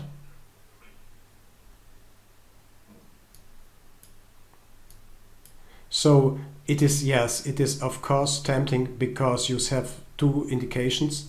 We have a strong liquidity here and we have a positive number in the delta column.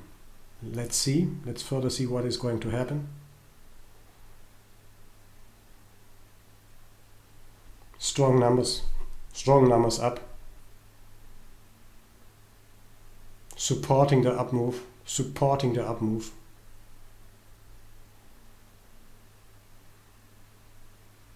By the way, if you experience enough and you got a fill here at 23.50, then you are in green here. By that means you are in profit. So so as far as I know myself, I wouldn't keep my position with 3 points stop. I would like to be very, very tight with my stop here. Maybe 22.50, something like that. Because everything can snap back extremely fast. So yes, it was because we have an indication, we have a good support here.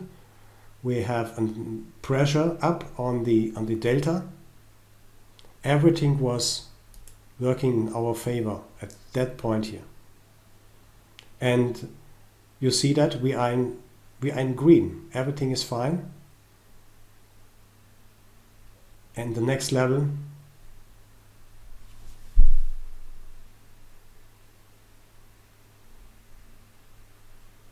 no, it's you to comment, excuse me. It's you to comment to me.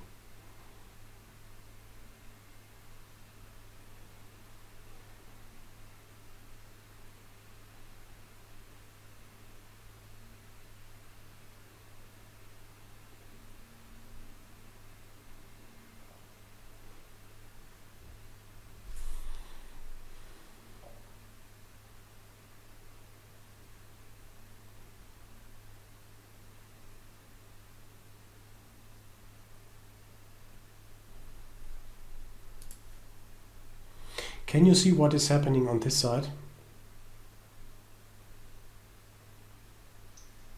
At 23 and 3/4, 23.75. Can you please comment that one? Absorbing the buyers. Yes. Angelic, hope you see that too, and Tom also. Yes.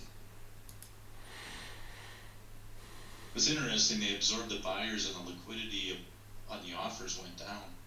Yeah.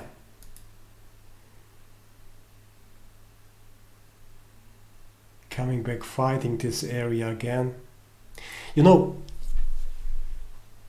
at that moment when we are entering, we have several good arguments for our trade. Good support. We have the pressure to the upside. And everything is absolutely nice, absolutely right, analyzed.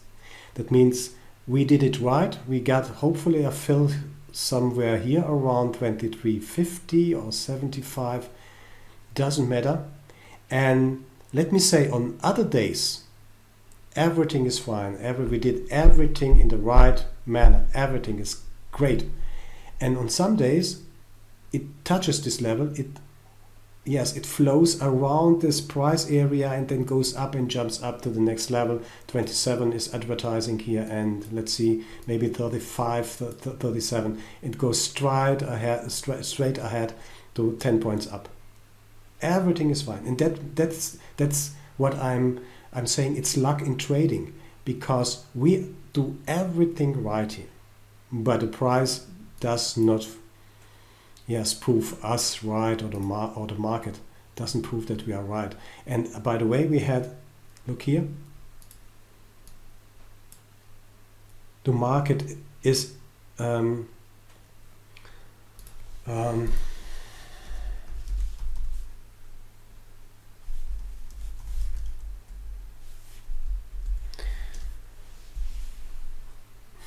market is undecided here. You see that by polling 23.50 and polling 24 even. You see that? Paul here, nobody wants to make business with me, and asking for 23.50. No one wants to trade with me. That means this is undecision.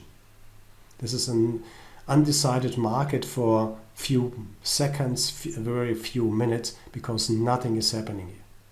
So who are we to force something? We have not enough power. I suppose we have not enough powers. That means maybe you have the power, but I don't have the power to move the market here up or down. So the market is undecided here. See that?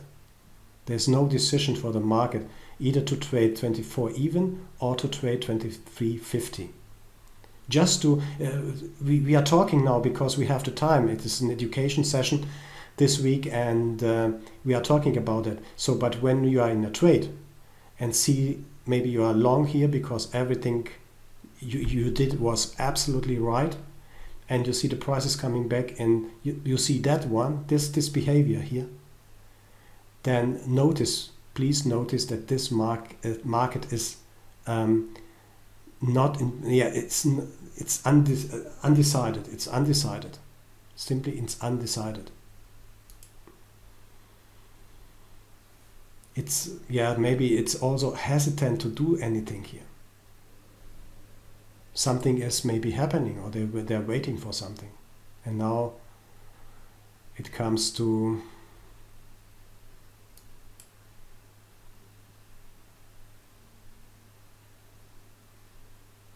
still need more power to eat all these bits here.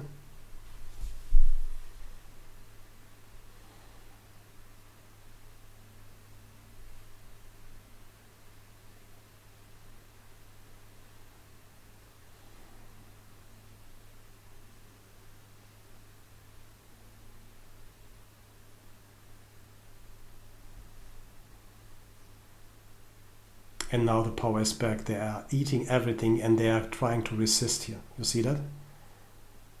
The buyers try to keep this price. But there's, I think there wasn't chance, because it went down all the way.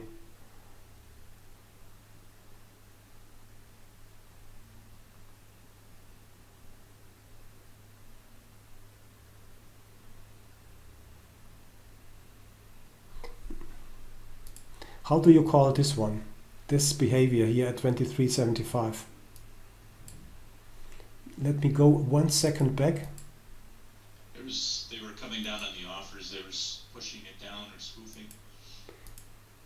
Let me try to find the point.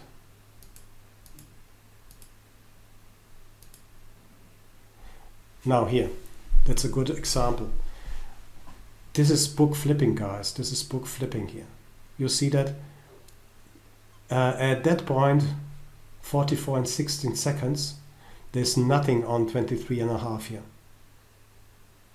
And 1-2 seconds later, they are adding. You see that? at 23.75.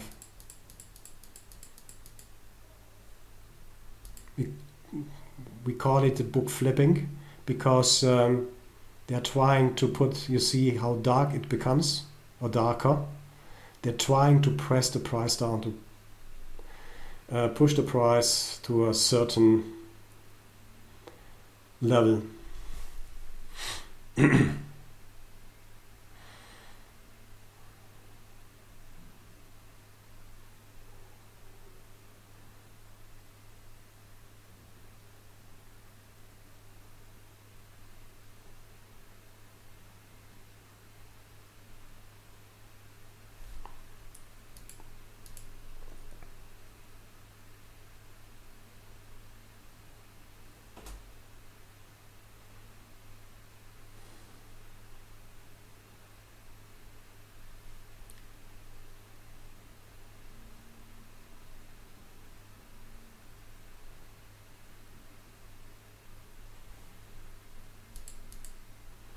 Anyway, look at the offer side here. No, not now, it was before. This move here, this is out of nowhere. All the way the market is down, the market is down, the market is down. All the way the market is still down and it's going down. And suddenly, out of nowhere, a sweep happens. A sweep happens. I would like to consider, I would consider this one as a stop run. We have a little bit liquidity here at 23.75, but from my experience, maybe it's not valid for you, but let me say in my experience this is a stop run. And if you see that and you are concentrating on the market in the first minutes when the market opens, you see that how should we treat sweeps, or how should we trade sweeps? Against them. Yes. Yes. Yes, against them. So if it happens, don't fall in love with a move here and think, yeah, okay, that's going further up. No, we have to go against them. Please keep in mind. We will discuss it a little, sometimes more here. It's in my opinion, and I could be wrong. It's the weak shorts are getting taken out. Yes. From that indecision area at 23.75. Absolutely. Yes, that's my thought too. So if you are maybe the first one, because we don't know what happens here today, yesterday when we are long here, we have to be very concentrated on managing our trade here.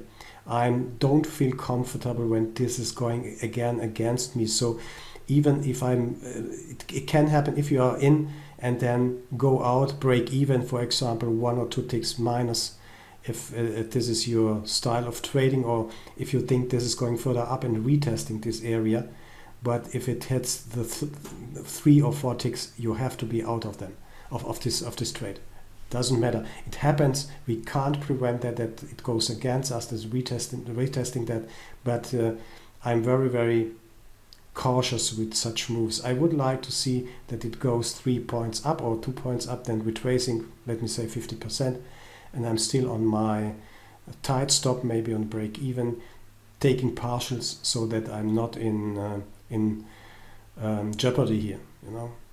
So as you said, they are trying to stop out weak traders here. That's my impression too. There's no guarantee that this is right what we are talking about, about this explanation, but I think the same way. Yes. Yeah, but this is also our first 15 minutes after the market opens, yes? Yes.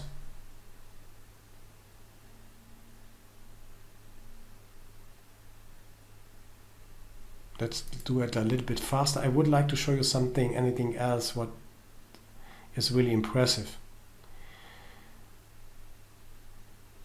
This all what we are talking about is theory. So let's take the time to go through the market behavior. The market is speaking to us all the time. But I wanted to show you something. Now the market is down, so you are not in the position because you are not sure what is going on, or you say to you, okay, the first 10-15 minutes I'm not trading.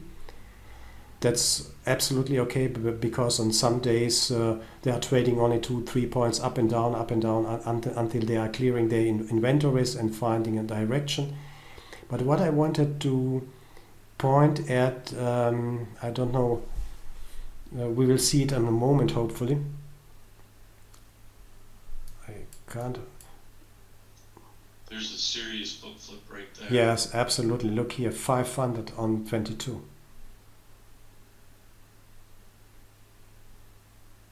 Now they wanted it higher. Now they channeled.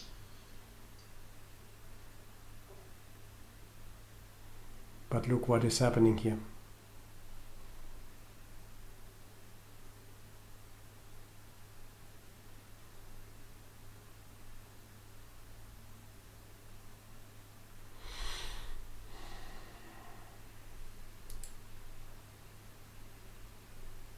I want to point you to this area again, because given we are not so brave that we are short from the beginning on, and there's also a valid argument to say, okay, stay out of the market for the first 15 minutes or 10 minutes.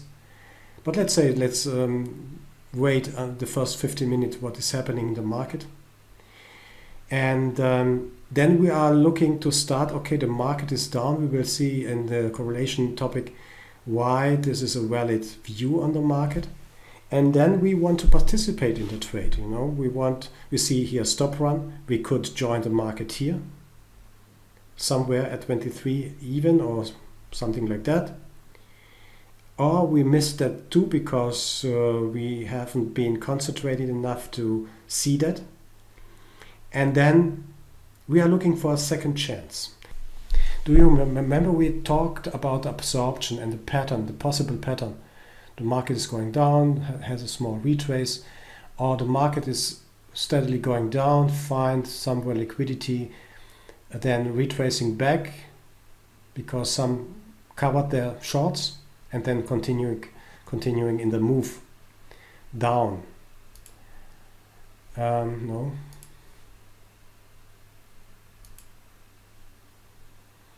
Remember this foil and have a look at this area at 23.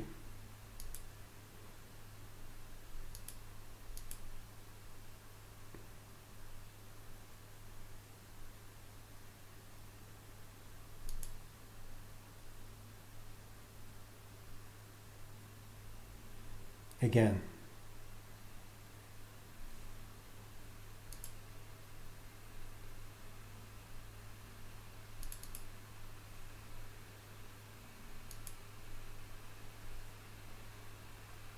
Oh, that was too fast. That was simply too fast. I'm sorry for that. I missed that one. It is not the best example, but what I wanted to point at is when we... Let's go back here to 53.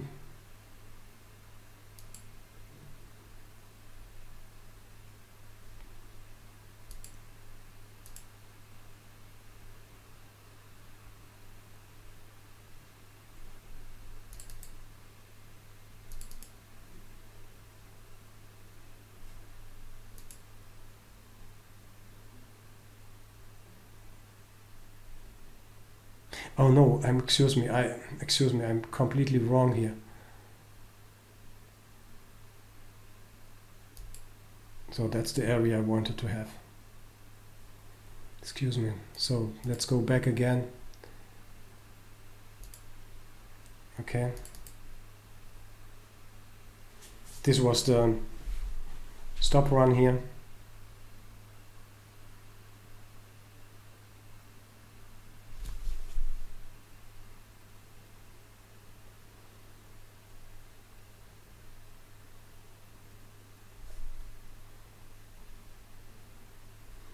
You see how they are resisting that? This was an absorption. Here. This is the absorption. This is the huge traded volume at 2075. And let me show you that, what I mean. This is this one here.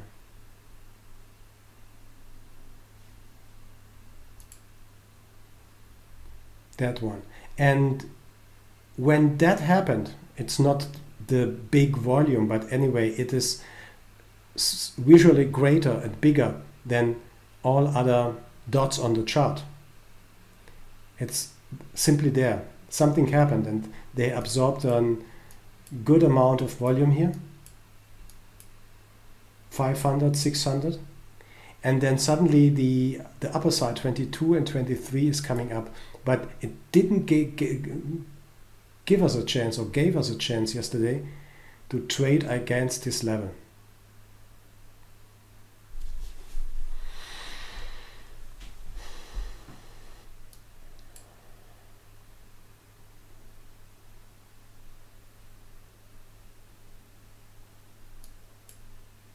They flipped the book here. And why is this likely to happen? What is the intention of this book flipping?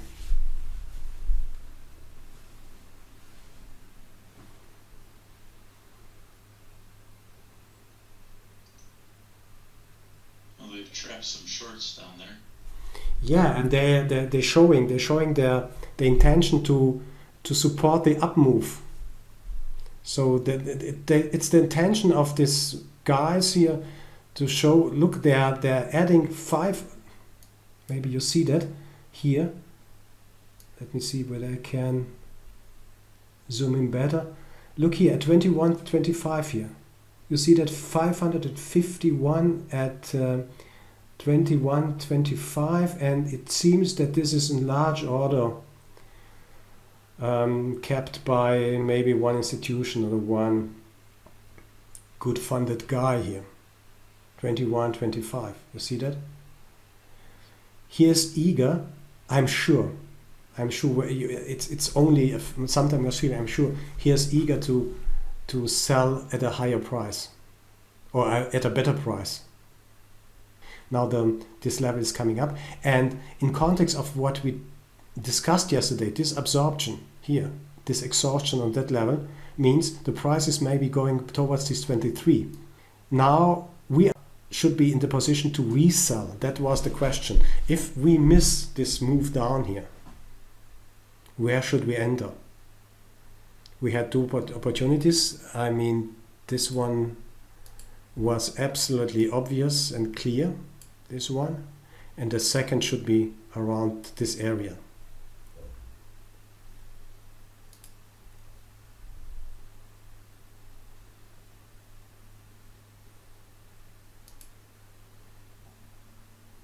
But as said, we didn't get any chance to sell here at 22.50. When you see then what is happening here.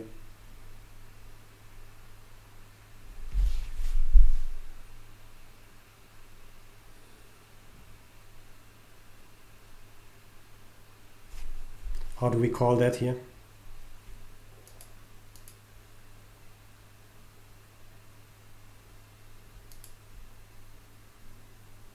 What happened here?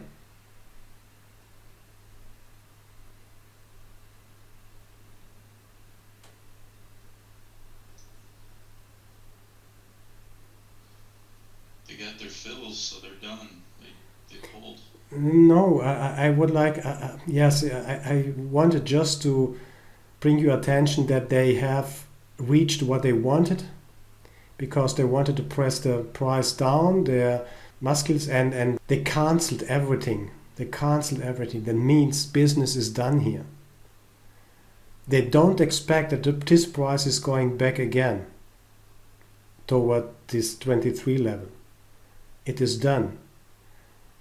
I don't know, because we don't know whether they wanted to this price level to sell again, because it didn't get there. It didn't even touch this area, which should be this scenario for us.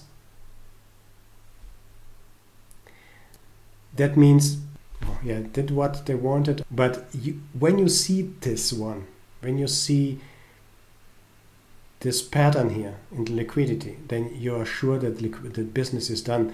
They don't expect at this moment that the price is going back. There are other intentions. Maybe they want to have the price further down, but this was a good area to resell or to find a sell position here. So I would have waited until 22, 23 to get a short. It's a little bit annoying that they didn't touch this 22 area. So you have to rejoin the move.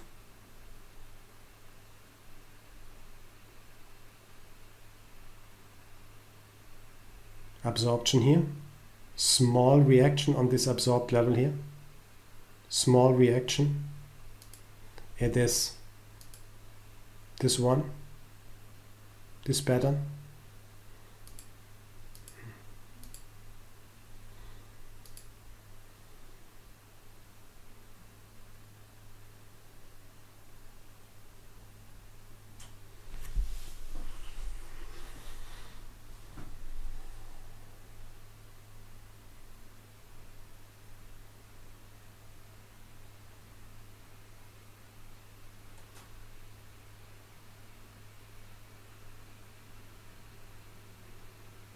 This could be also a stop run here.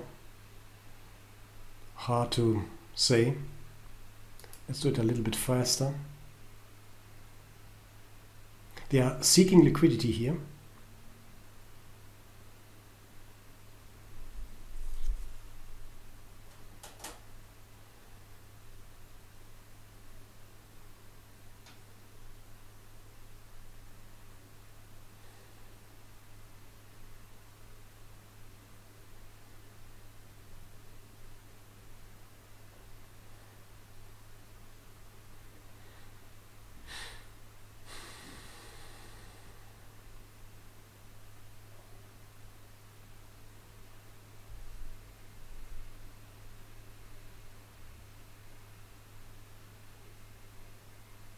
I don't know, what was the low yesterday?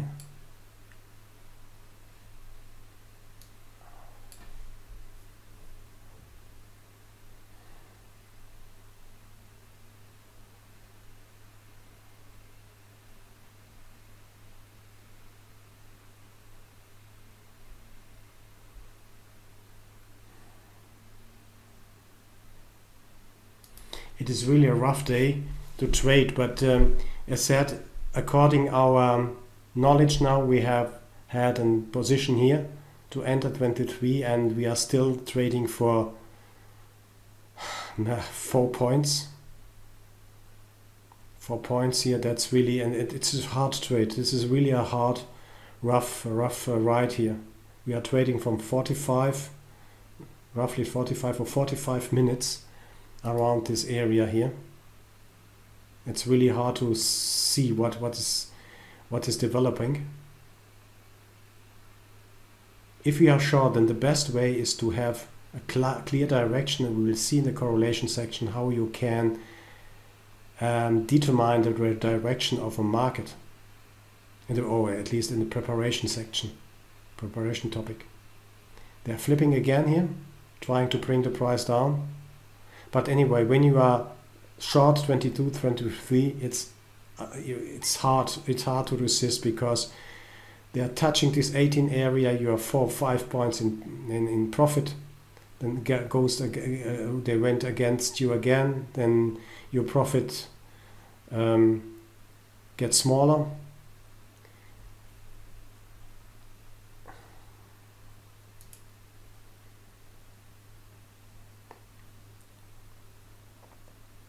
Wow.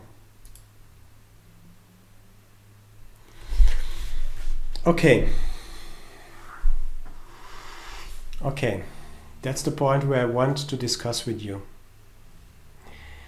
It is really hard to find a good entry on the way down here.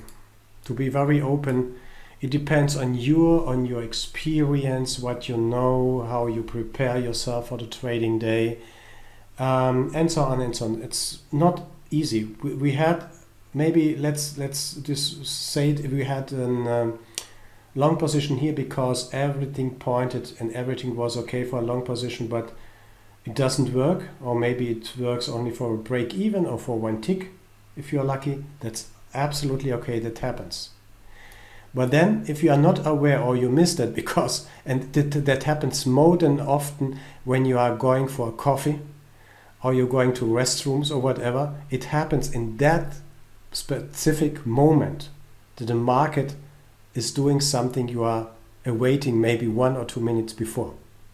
So that's an unwritten rule of the markets, to do whatever they wanted to do or what you expect then when you're not around. That's absolutely normal. It's a little bit a joke, but anyway, it's my experience. So it's really hard to find an entry here. So you see the market's going down and up. We have a nice retracement area here. We had a nice retracement area. Even that didn't work. Even that didn't work yesterday. So we have been prepared to say, okay, this is the retracement area, this is my short area, 22, whatever, and my stop is 23. So I have maybe 1.5 point stop here. That's a reasonable trade. That's a good trade. Profit is maybe this area 17 here below. Didn't work because we were waiting for this one. And rejoining, it's hard. It can work. Most of the time it goes against you for some few points. That's the real trading situation. And then colleagues, this happened. First of all, what is this? What's that here? Sweep. Absolutely. Again, I repeat myself, a sweep is a flush of toilet flush. The toilet bowl is empty. It must be refilled. And it indicates a kind of capitulation. It's capitulation. I don't know whether it stops here or wherever, I don't know, but anyway, it doesn't matter. This is a sweep. What should we do with sweeps? How do we trade sweeps?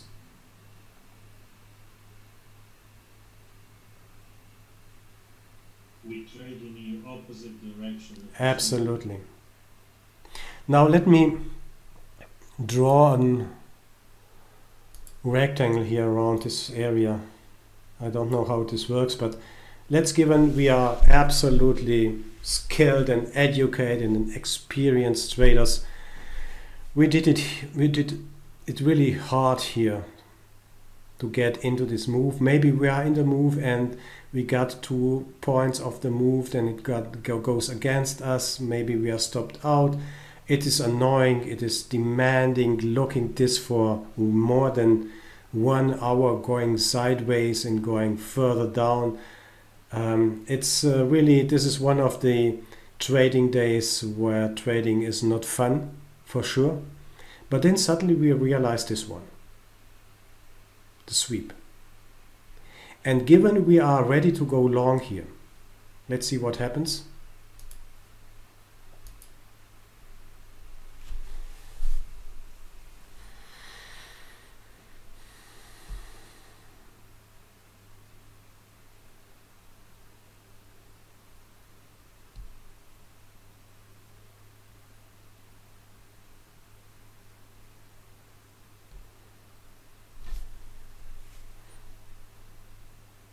Just a moment. I think this window jumped down.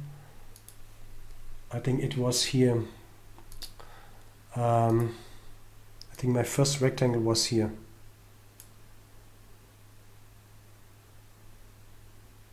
So our first trade wouldn't work here at this area. But then it can happen that you don't get a fill here and it works in you, and then it goes very fast against you. You will be stopped out here. But we have an energy loss all on the way down. You see that here? the art is now to understand and to get an entry for a long entry, because we must go against this sweep. It sounds a little bit weird for you maybe, but you see that this was the biggest one, and then the second one comes in. This is the second flush. Someone flushed the toilet bowl again, but the power of this flushing is going is less and less and less and less.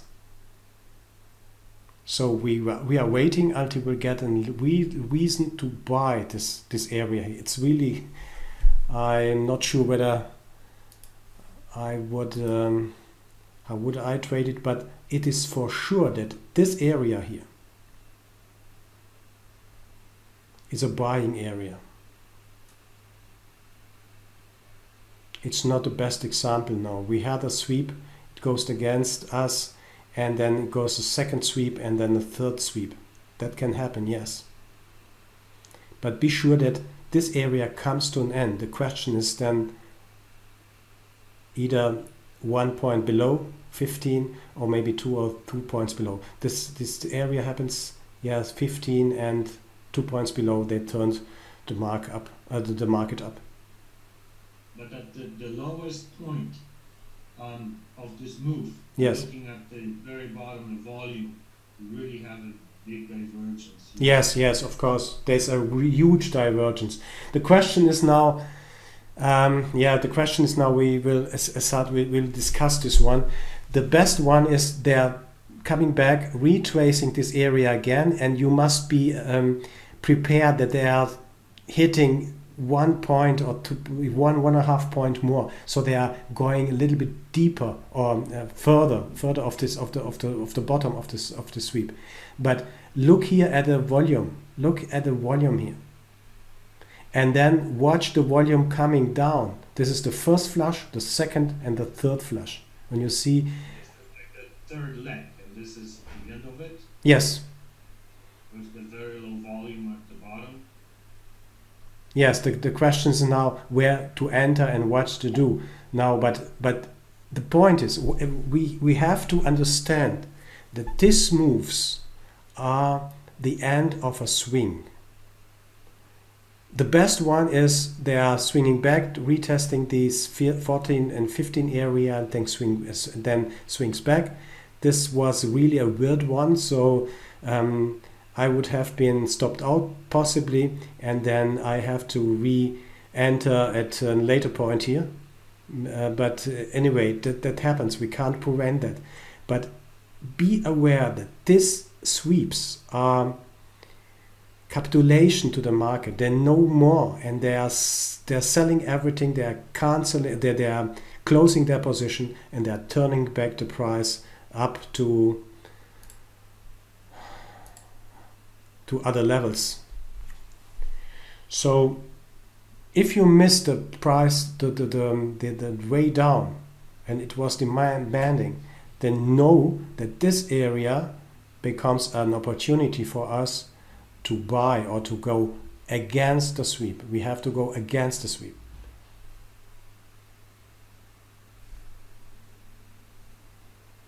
You see what is happening then when you go, maybe you get a wrong trade here, but when you reversed your trade here at 13, 14, anyway, you are good for 10 points.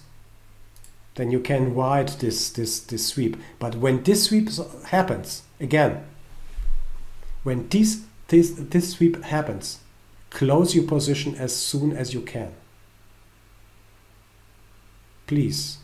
Keep in mind, given we are here and we see the sweep, the price is going further down, it swings a little bit lower, so between these are 3 points.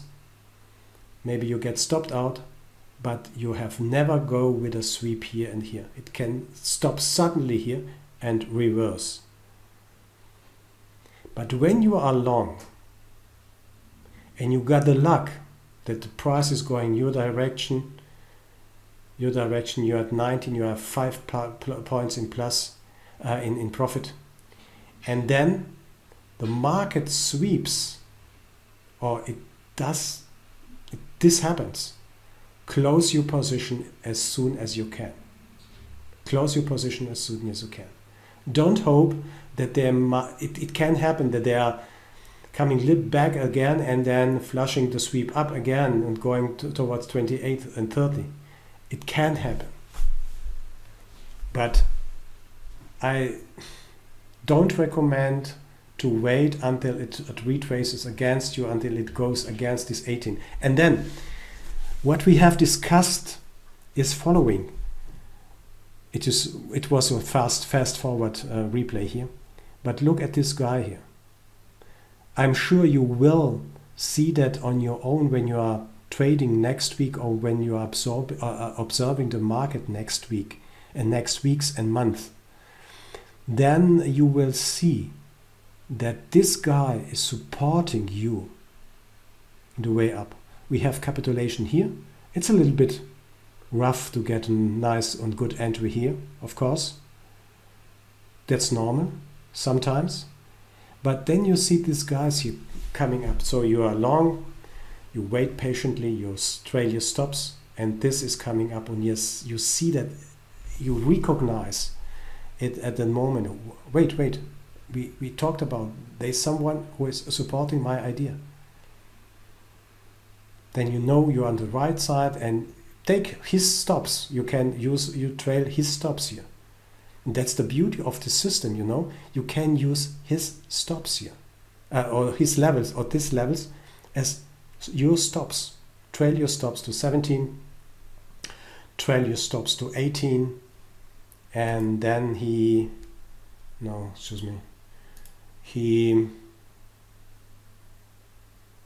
closed this position, I think it was here, 21.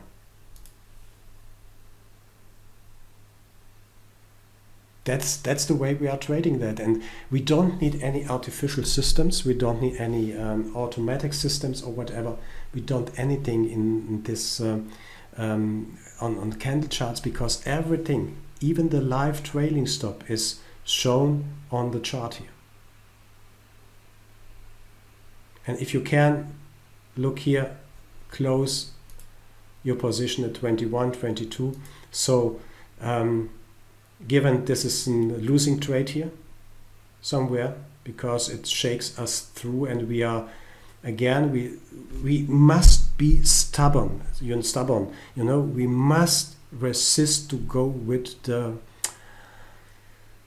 sweep. It's hard. I know it's hard, but we must resist. We have to look for the opposite trade and see what is really happening. And given we are long here somewhere, then we are good for 4 or 5 points.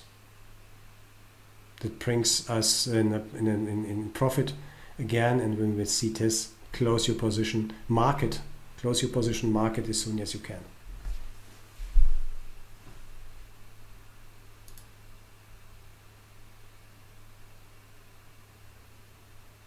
So one strategy could be, we will talk about that, to wait for sweeps.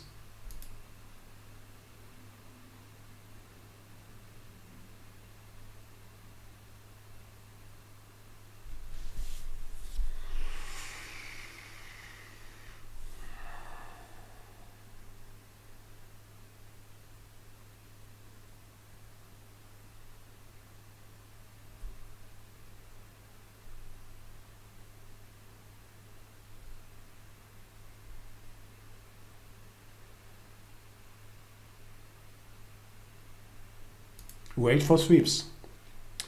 And this one, as we discussed earlier, this was a picture book, a picture book trade. That's what we want to see. Sweep,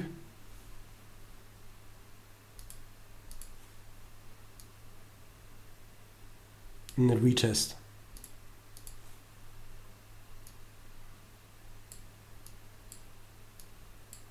Very clear entry here. Very absolute. Sorry? I said look at the volume at the bottom. a second, Yes, second push.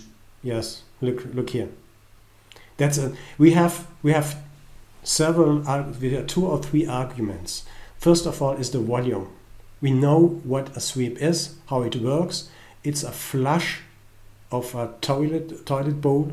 There's no water in the toilet bowl anymore. It must be refilled. It retests this area and make it accept a tolerance of 1.5 points. The second argument is the volume. All energy is taken out of the market. You see that here. Energy is known as volume. And look here below the divergence. Let's see what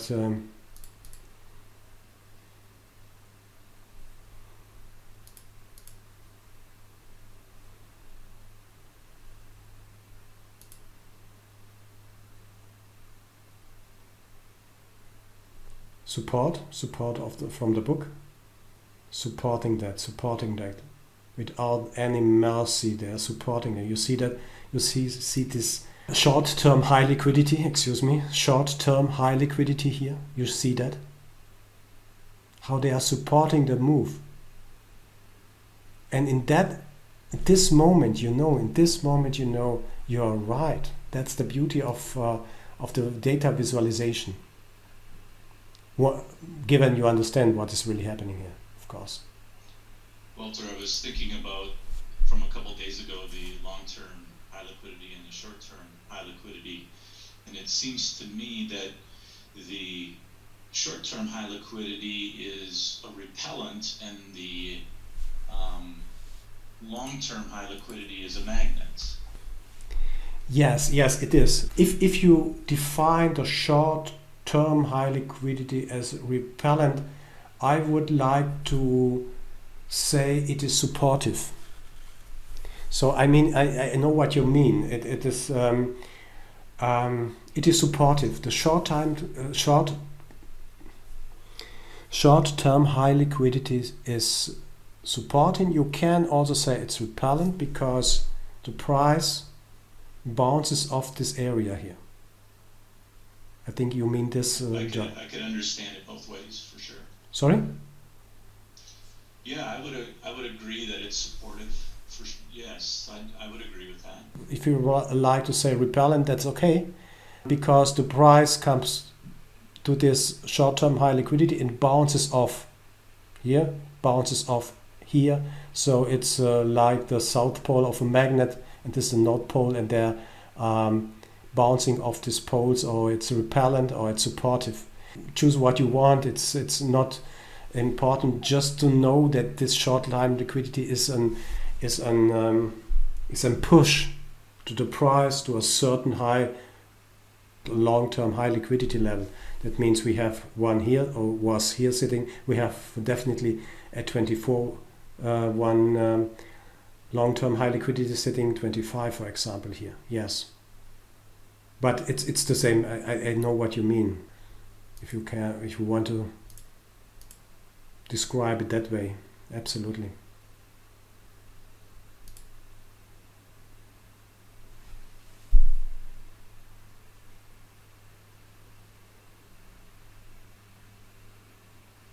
Now the profit was 18,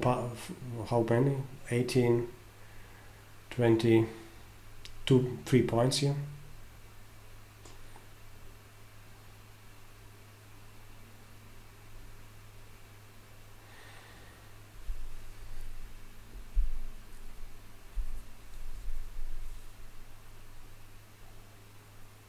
We will see another example maybe tomorrow. Don't know what the market did today. What we learned from yesterday's market is when we are prepared right, we can re-offer or rebid. It depends on the direction of the market. In this case, I suggest if you know in the preparation what the market is likely to do, then to re-offer and to ride the move down. If you don't find an entry, if you really don't find an entry, and it's absolutely a little bit obscure, you don't know what the market is doing here, then wait. Wait for a sweep up, as like a stop run here. This is the best one. Or you wait even for this sweep. And when we are lucky, then the sweep works right away, right ahead of the touchdown of the bottom, and it goes up. Sometimes it's a little bit more difficult to get in. But if you join this right, and you know that we have a huge volume here, if you rejoin this right here, this move here, then it's good for a few points. You know, and that's the next indication, this is the capitulation. You know that you have to exit the trade. You know that you have exit the trade if you're long. If you're not in the game, then you know you can rejoin, but it's really hard to get here in, and you have to exit here again. You can take this one and ride a move for two points again towards, maybe, I don't know whether this VWAP is correct, because this is only a recording here, for 2-3 points. So you have enough chances. You've got enough chances, or you will get enough chances to ride a move and to see all the fine stuff of the move, what is happening and where it is going to, where you have to exit. And if anyone to you in this trading circus, in this trading arena, is telling you, we can't see the targets, we can't see where the price is going to, so be prepared to trade or whatever, it is simply not true. When you are skilled, when you know what to looking at, or where to looking at, then you will know also where to exit.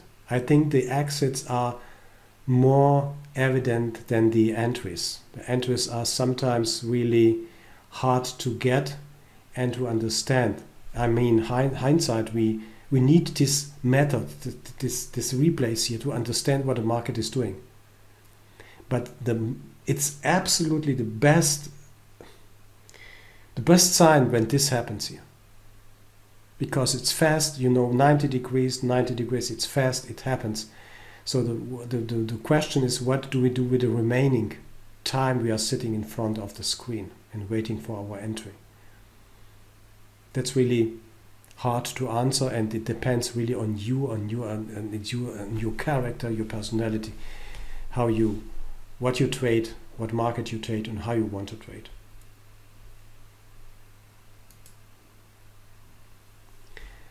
What I would like to do now is go through the order book visualization. We did it all the time.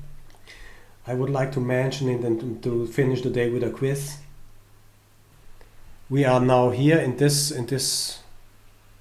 left part of the syllabus here, bookmap organization and data.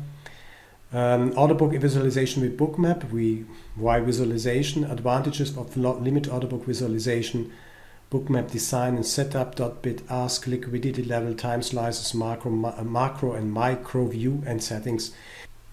I think you agree with me that data visualization makes the trading or the analysis of incoming data, especially in trading, as well as in other sciences, for example, whether data analyzation, data visualization happens all over the world in the science and so on. But in trading, it's not so common. It is really uncommon. It comes more and more up. You will see software which is providing liquidity levels, for example, and so on. Footprint software is doing that nowadays also. But data visualization depends, as we will see, on data feeds and the quality of the data you are receiving, and only good data can be analyzed and can be presented to you. So you can make decisions, or we can only make good decisions based on the incoming data, on the quality of data, and that's absolutely important. It's paramount. It's absolutely paramount that we have the best datas and the best quality of data to understand what the market is doing. So the data visualization allows us to structure, evaluate, and better comprehend the meaning of display data, define terms for a common language, develop rules based on the defined language, and act accordingly across all platforms. So what we are talking here, I'm using the ES Mini, but you can use the same rules. You can make the variations of these rules up to your trading style as you want. But the language, what we have learned here, the nouns, liquidity, absorption, exhaustion, and the verbs like book flipping, spoofing, channeling, bracketing, and so on, this is common for every dual auction market. For every market on the earth you are trading, either in US, in Europe, in Asia, wherever you are trading, as long as you get the best data quality you can get. That means not only 5 price levels, not only 10 price levels, but any price levels who are indicated in the book, in the exchange. You can then the best understand and analyze based on that what we have learned here, what the market is doing. When you are trading and not using Rhythmic or the X feed, we'll talk in the very briefly in the data feed section. If you are using CQG, for example, or if you are trading Eurex, then you got only 10 to 15 price levels of data, and these data are aggregated. That means you get only samples. You get not every single data out of the from the exchange, but they are sampled. It's absolutely enough, when we are talking about such charts. When we are talking about such charts, it's absolutely enough, You don't need to have high quality data to plot a candle, because a candle has only 4 states. That means open, close, high, low, or even range course, or whatever you are trading here, bars. It's absolutely sufficient to plot a candle with 4 states for one candle. But when we are looking, like we are looking into the depth of the market, when we are looking at the limit order book, in the depth of the market, and when you want to understand these sweeps, which are great trading opportunities, then we have changed our equipment and software equipment, of course, and also the data delivery equipment. So now, when we have everything in place, we can structure, evaluate, and better comprehend the meaning of display data. We can form a common language like we did, or we are doing here this week. And now, when we here as a team understand this language, when we are discussing about liquidity, when we are discussing about absorption, exhaustion, and so on, then we can discuss on the same level. Like this short-term high liquidity can be repellent. Yes, of course. By that we mean that it acts like a support. The price bounce off this levels where this short-term high liquidity comes in, because it's support. But we are talking and understanding each other. We are not talking about,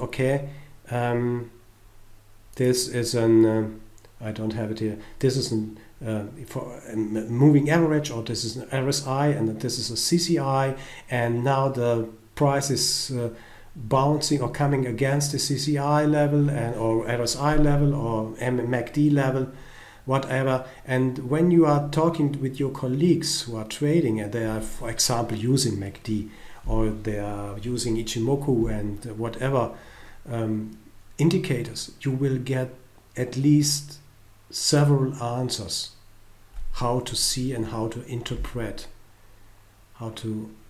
interpret these levels here. And that's the difficulty. You have 5 people in the room and everyone sees the MACD with his own eyes. But once you have a data visualization in front of you and you have the same language, then you can start talking about strategy and methods to organize this knowledge and to organize the data first and to organize the knowledge and then derive, for example, strategies out of it. But it means we saw that everything is relative. Visualization is relative to the selected time frame. Small dot, small volume, large dot, large volume. Liquidity levels are relative. Relative to the zoom level, time level, and so on. That means we have a historical part here on the on bookmap. This is the historical part. We have the traded data here. You can also trade off bookmap directly into TradeStation, into Ninja Trader, for example, into Interactive Brokers or whatever. You can trade directly from the chart through your broker, from bookmap through your broker. And you have also the opportunity to define a depth of market and DOM here. You have also time and sales, for example. You can add time and sales to your chart here. You have an indication panel here, or indicator panel. You can write your own indicator based on Java, through which are interacting through the bookmaps APIs.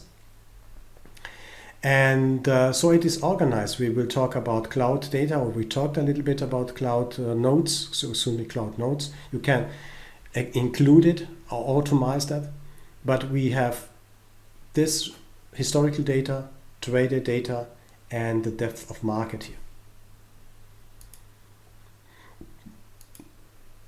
This is the organization. Sorry. In this manner, this is organized. This manner that we have the historical part, the actually traded parts here between those lines, and the price. Here we have the price. We have the depth of market. We have also indicators here sitting below, which we can use, sharp delta, cumulative data, and others. So, and everything is relative. So that is it seems that is a long-term high liquidity here at 21, but when we zoom out, it disappears suddenly. That is also valid with the dots. What I'm using here is just to show you volume dots. I'm using volume delta dots.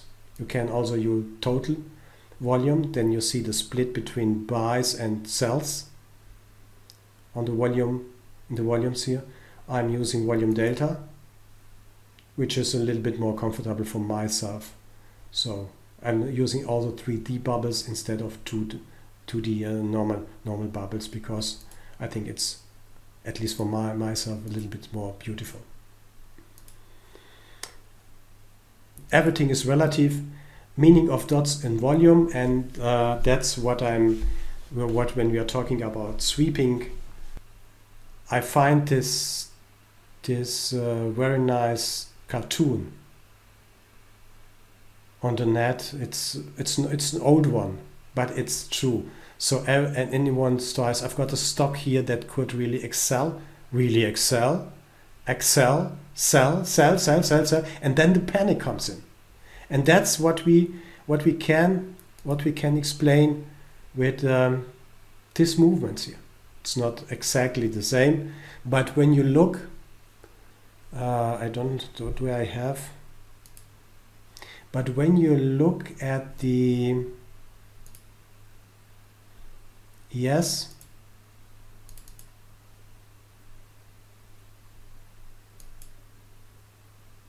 when you look at the yes, you see that, and you compare. Let me show you again. You can compare this behavior. Oh, come on.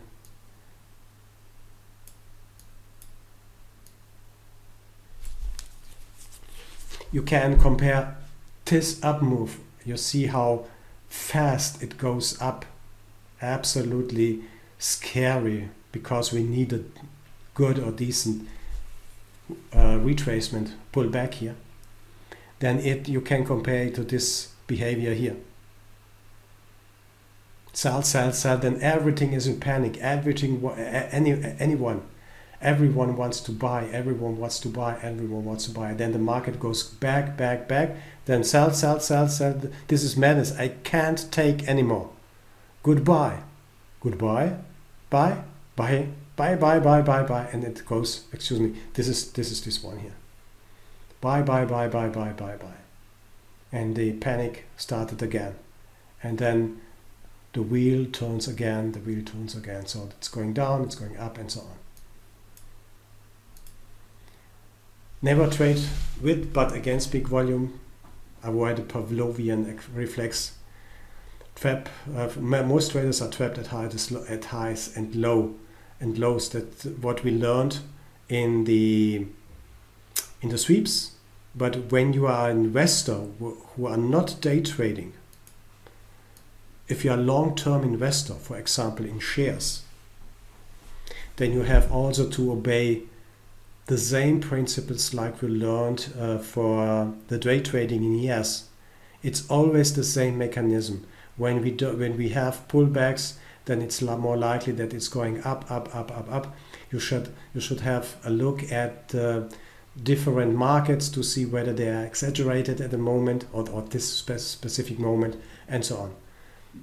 All these mechanics apply to every market. Now we are concentrating on day trading. And by day trading, I mean for myself, day trading is not to scalp, not to go for one tick, but to get maybe 2, 3, 4, 5 and more points out of the market with 1 or 2 trades. That's my goal. I don't want to make the broker rich. I want to make myself, yes, comfortable, rich. I don't know, but to make myself rich. That's my goal. So when you see big bubble, please keep in mind, don't go with the big volume. Stay aside. See this volume maybe as absorption on any way. If you want to split the dot, you can split the dot in, and you can get the information out how much was traded, at what time was it traded, and you can read out what is really happening at the lowest. Let me show you that. When we zoom in, at the lowest possible level. The lowest possible level. That's absolutely fine, guys. When we are discussing, and sitting together, have a glass beer or wine, and discussing the behavior of the market and why is this red and why is this green and so on and so on. What happened here? That's absolutely okay. But in trading, we have only 2 questions to answer: when to trade and where to trade.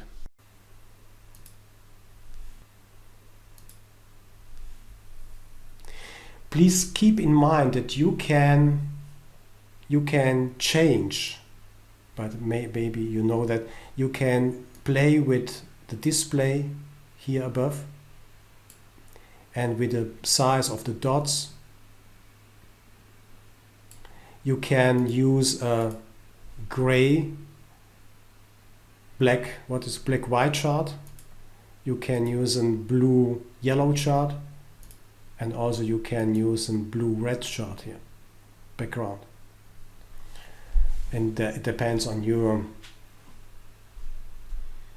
that's an, what you want. Yes, it depends on you, what you like, what colors you like. It's not so much to select, but if you want to play around, you can do that. Also you see,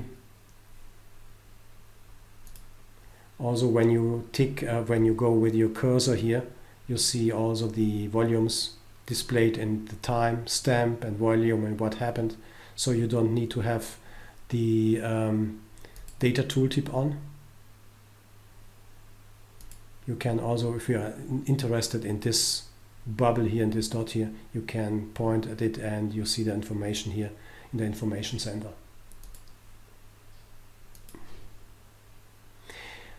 My trading advice to finish this chapter is, my trading advice is following: use higher time frames and don't lose yourself in micro view. You want maximum profit with just a few trades. I know colleagues who are doing 400, 300, 400 trades a month. And they are in profit, they are still profitable. That's absolutely okay. It's not my, as said, it's not my goal. I would like to do 4, 5, 6 trades a day and end up with 5 to 10 points a day. Sometimes it works fabulous and great. Sometimes it's a little bit harder, like yesterday, for example. I'm sure it would be yesterday. I recommend to use higher time frames and don't lose yourself in microview because you want maximum profit with just few trades. That means you can trade this way and take every possible information out of the market. Or you can also trade this way to see really what happened the last hour, what happened the last 1.5 hours here. You see the sweep here, you see the sweep here. What is happening? We will talk about VWAP. And then you will maybe try to find an entry and to go for several points. Hopefully, when the market proves you right and you have luck on this day, this trade can or could go from 18 to 25, for example, to this liquidity level. So it depends on when you are in, then you are trying to find a target or 2 targets, several targets on the way up or way down, depends on where you are. Then you have to manage your position. Don't give anything away. If it goes against you, close your trade immediately. And then use the dome as a guide for you. When you see something unusual in dome, for example, at this distribution area, like shown in YouTube, close your trade, enjoy your day. You did a great job following this seminar up to here. Thank you. To relax, I have prepared a short quiz about market mechanics. You will find the link to the quiz in your confirmation email you got when you purchased this online seminar. If not, please send an email to education@dtwtrader.com.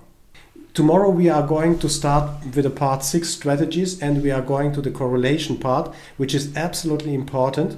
Then we are flipping to or going to daily trade preparations, and after the preparation section we are summarize all the strategy, and I have put some strategies for you together based on that what we have learned. We will have hopefully enough time for exercises tomorrow, but it is absolutely important that we are going to the strategies and correlation section. Correlation is so important. You will see why, and you will see how to utilize it for yourself, or utilize yourself, or using for yourself in your daily preparation, because it allows you to say or predict, I would like to say predict, what the day is offering you in your instrument, what is likely to happen in your instrument when you look left and on the right side. That's absolutely imperative to know and to go through that. And on Friday we will do other nice stuff around Bookmap and the additional indicators in Bookmap, and doing also exercises.